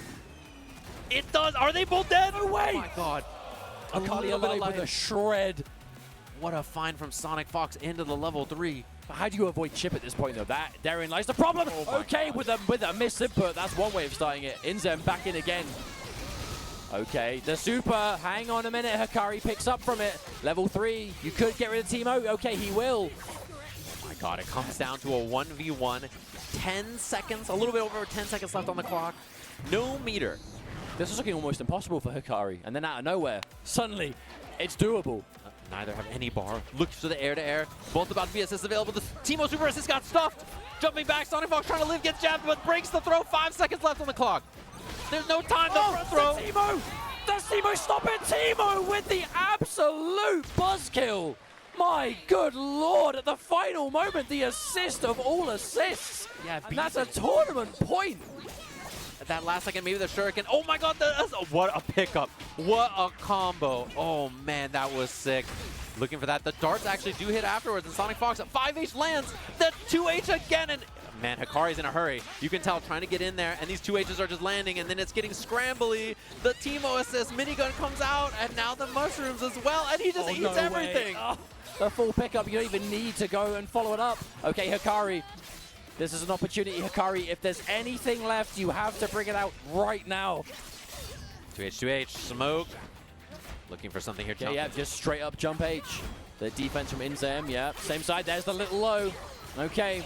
Do you burst? Do you keep Teemo alive here in this round, or do you let him go? Oh, he immediately spends it so that there's no opportunity. Solo Sonicfox to try to clutch up this tournament here. Oh my god, runs up, has the air hit confirmed. Are they going to spend the Fury is the real question. You can't spend it for a while. Could spend it now, but I think they might be holding it for the next round here. I think that's a wise, I mean, it's definitely a safer decision. Oh my god. Oh, hang on, the whip, level 3, and Teemo chases it down on the other end. Wait, there's no way! Is this going to combo from the super assist? Should be super into super, and it's a ton of damage. Just like that, the end of Akali. Suddenly, it's very winnable, both on Fury. That was such a ridiculous pickup. Sonicfox so aware with that level 3. Using that minigun once again. It definitely puts you in position that Fury could be a potential now, though, if Sonic needs it. Okay, there it is. Minigun, the zap, nice block from Hikari. The Akali assist, what a challenge! Oh my god. Zero hesitation. A super assist. Wait, is that going to go through? Teemo! The minigun is not going to kill, though. He gets... Oh my god, Trap is out as well. Does Hikari survive in this? The jab, and it's the fine. The duo are going to clutch it up here at Combo Breaker. They are your 2 XKO champions together. The duo gets the job done on the big stage. Sonicfox and Inzem. And what a perfect final match to demonstrate everything that duos is all about. That was just synergy, that was reactions, that was combinations. Oh, fantastic stuff from the best duo in North America. Just like that. They didn't get the win last week at the duos only tournament, but they show up all the way here in Chicago in the open bracket and win as a duo. That was nuts. Absolutely nuts. I mean, the result that... I don't think that was an obvious Grand Finals winner. I think definitely in the conversation, without question, but it's always a case of, is this going to be the tournament they can finally get that win? I mean, I think everybody thought that when Teamfight came out. They're like, oh man, the duo's going to go crazy. At Combo Breaker, they're going to have Teamfight banned. And then everybody's like, well, you know, maybe next time, maybe Evo, we'll have to see. No team fight, no problem. We just got the Jinx, we got the Teemo. I mean, that was the real story of the team change, is they've really just rocked Teemo, Jinx all the way. Yeah. And, I mean, the proof is in the result that you saw before you, my friends. First place, that neutral control, the projectiles, the zoning. Again, it's the readiness, it's the conversions. Like, yeah. How do I do that? Especially How many of because us do that? they were on Ahri Teemo. And a lot of people think, you know, maybe Sonicfox is the best Ahri. Ahri is very strong. It's, you know, a lot of people think that's the best character right now. Dropping that character to play Jinx and then winning once they swap off Ahri Teemo. I mean, as a player, Fox has always been, in every game I've seen Fox play, has always been able to play and pick up characters very quickly, has a unique vision for how they see the game itself, and okay, well, you know, I don't care what everyone else considers the best. What I think is XYZ, and they'll go with whatever they think. And this is a good example of that, right? They have a vision for what they think the team is doing, what Jinx is doing in the meta, right? As you said before, a very strong character in a duos dynamic, because again, you can kind of do things that are nigh on impossible to do as a solo player. For sure. But you have to be good at the game, and that's the thing. You know, I think it's almost ironic in a way, because duos presents itself as a, hey, it's a casual, you know, play it with a friend, you know, mess around, have some fun. But playing duos at the highest possible level, extremely difficult. Yeah, for sure. It's like really easy to get into, and then the ceiling is just so high because perfect synchronization with another person is so difficult to do at the highest level. And we saw it. I mean, the game has not been out even for a year yet, right? And we're already seeing it, you know, 6 months in with the duo here at Combo Breaker. I mean, the sky's the limit. I think the potential of duos is so insanely high, and we're already starting to see it. I think this kind of win is going to be a catalyst to maybe do some convincing. Because I think that's the case here. Because you might be thinking, why don't we see more duos? You know, why, if duos are so good, why doesn't everyone do it? And then if you see events and you see the duos not winning, you'll think, well, it can't be as good as they say because the duo didn't win, right? True. But if the duo's winning events like Combo Breaker, you know, we've got Evo a month away from now. You know, there's events in the future where we can maybe see more of this continue. Who knows? You know, maybe you watching at home, maybe you're going to start playing in a duo, and then we'll see you at the next Combo Breaker. Fingers crossed.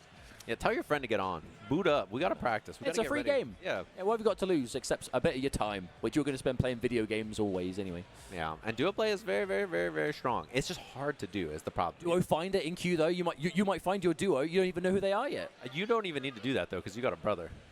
That's true, but we're really bad at this game. Oh. We love this game. That's okay. But we enjoy it. We have fun. Yeah. And is that not what it's all about? I've done Duo Finder, and everybody has been really chill. So, you know, it's a good, I'm a big fan. Voice chat as well. That's dangerous. There is voice chat. Everybody's been cool on voice chat also, but, you know, I'm not sure about everyone else's experience. Have you lost much with Duo Finder? No. That's why. You might be right. You start losing on purpose and see true colors. Dropping combos and see what they say. Yeah. I gotta go on a different account. Yeah, maybe just don't be streaming at the time. Yeah. You know what I mean? That's dangerous. Yeah, our top 8 coming up here on the stage. So we're gonna go to our award ceremony up on the stage and congratulate all of our lovely players. Soon, when they're ready. Shortly. We're gonna do that shortly. Not right this moment. Yeah. Dude, I'm like a trained attack dog. If I hear award ceremony, I start saying it. I'm like, go! And go! But yeah, this is our first top 8, obviously, for the day on the main stage. Wow. There's also lots of other top 8s happening everywhere else. After this, it's going to be Guilty Gear Strive. which I think is wrapped up over there because I see a different game. I think Sam Show, is that what I see? Yeah, Sam Show. We've got Street Fighter, we've got Tekken, we've got Virtua Fighter. There's all the games behind us as well. I think Invincible was there a little while ago. So Strive's going to be here next. After Strive is going to be Tekken, which I see is like, you know, doing their quals over there. And then after that's going to be Street Fighter, which is over there. So all the main stage action for the day, all 4 games. And we're wrapped up. I think this was scheduled to go until like 1 or 1:30, so we're about right on time, I think. And we're going to be hopping into our awards ceremony on stage in a second here. Congratulate all our players. I hope they have 2 trophies for the first place. Maybe they can just cut it in half. All right, let's go to our stage here. Congratulate our lovely players. In 7th place, the 2nd medal this week, it's my knowledge already. Give it up, everybody, for Fabulous Zucchini. Got the Marvel dub this weekend. The working man's team, I'm a big fan. It was fun gameplay to watch. And also in 7th place, from France in Europe, it is Wade. Le France. Less seed 1. Less seed 1. Less seed 1. Always fun to watch, of course. Lovely weekend for the 2 gamers we have next, of course. Everybody give it up for that amazing run we saw all weekend long from Zane.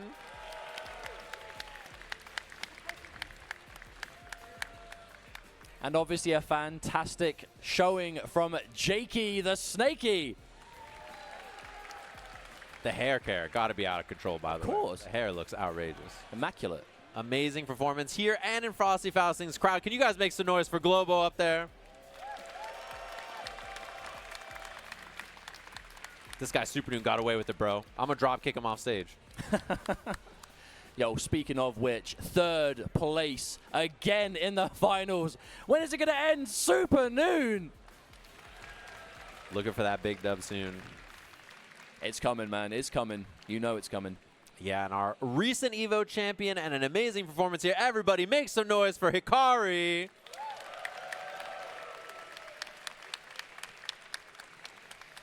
But here we are. It's been a long road, but they finally done it. It's the duo, Sonicfox and Inzem. Yeah, they definitely practice those poses. They're like, the duo pose, there better be 2 awards. Yo, yo, yo. Rare Sage him. Hop on 2XKO.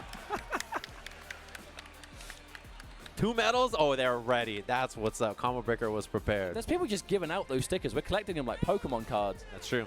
You gotta get the Rare Sage M. 2 medals? Get them graded, grade 10. There is 2 trophies. They were ready. Yo! Okay. Oh, shouts to Combo Breaker. The side-by-side duo dove here. Do you reckon they just had a spare? What are they going to do if a solo player won? Here you go, there's 2. Yeah, you just get to have 2. Yeah. Take them home. There you go. Amazing top 8 here. Hopefully you guys enjoyed all the action here for 2XKO. Our very first top 8 of the day, by the way. It's been a pleasure to hang out with the 2 of you, the condiments, and talk all the 2XKO action. And not only that, but the first top 8 of many for the day. Yeah, and that really is what it's all about, you know. It's the final day of Combo Breaker, but we're only at the beginning.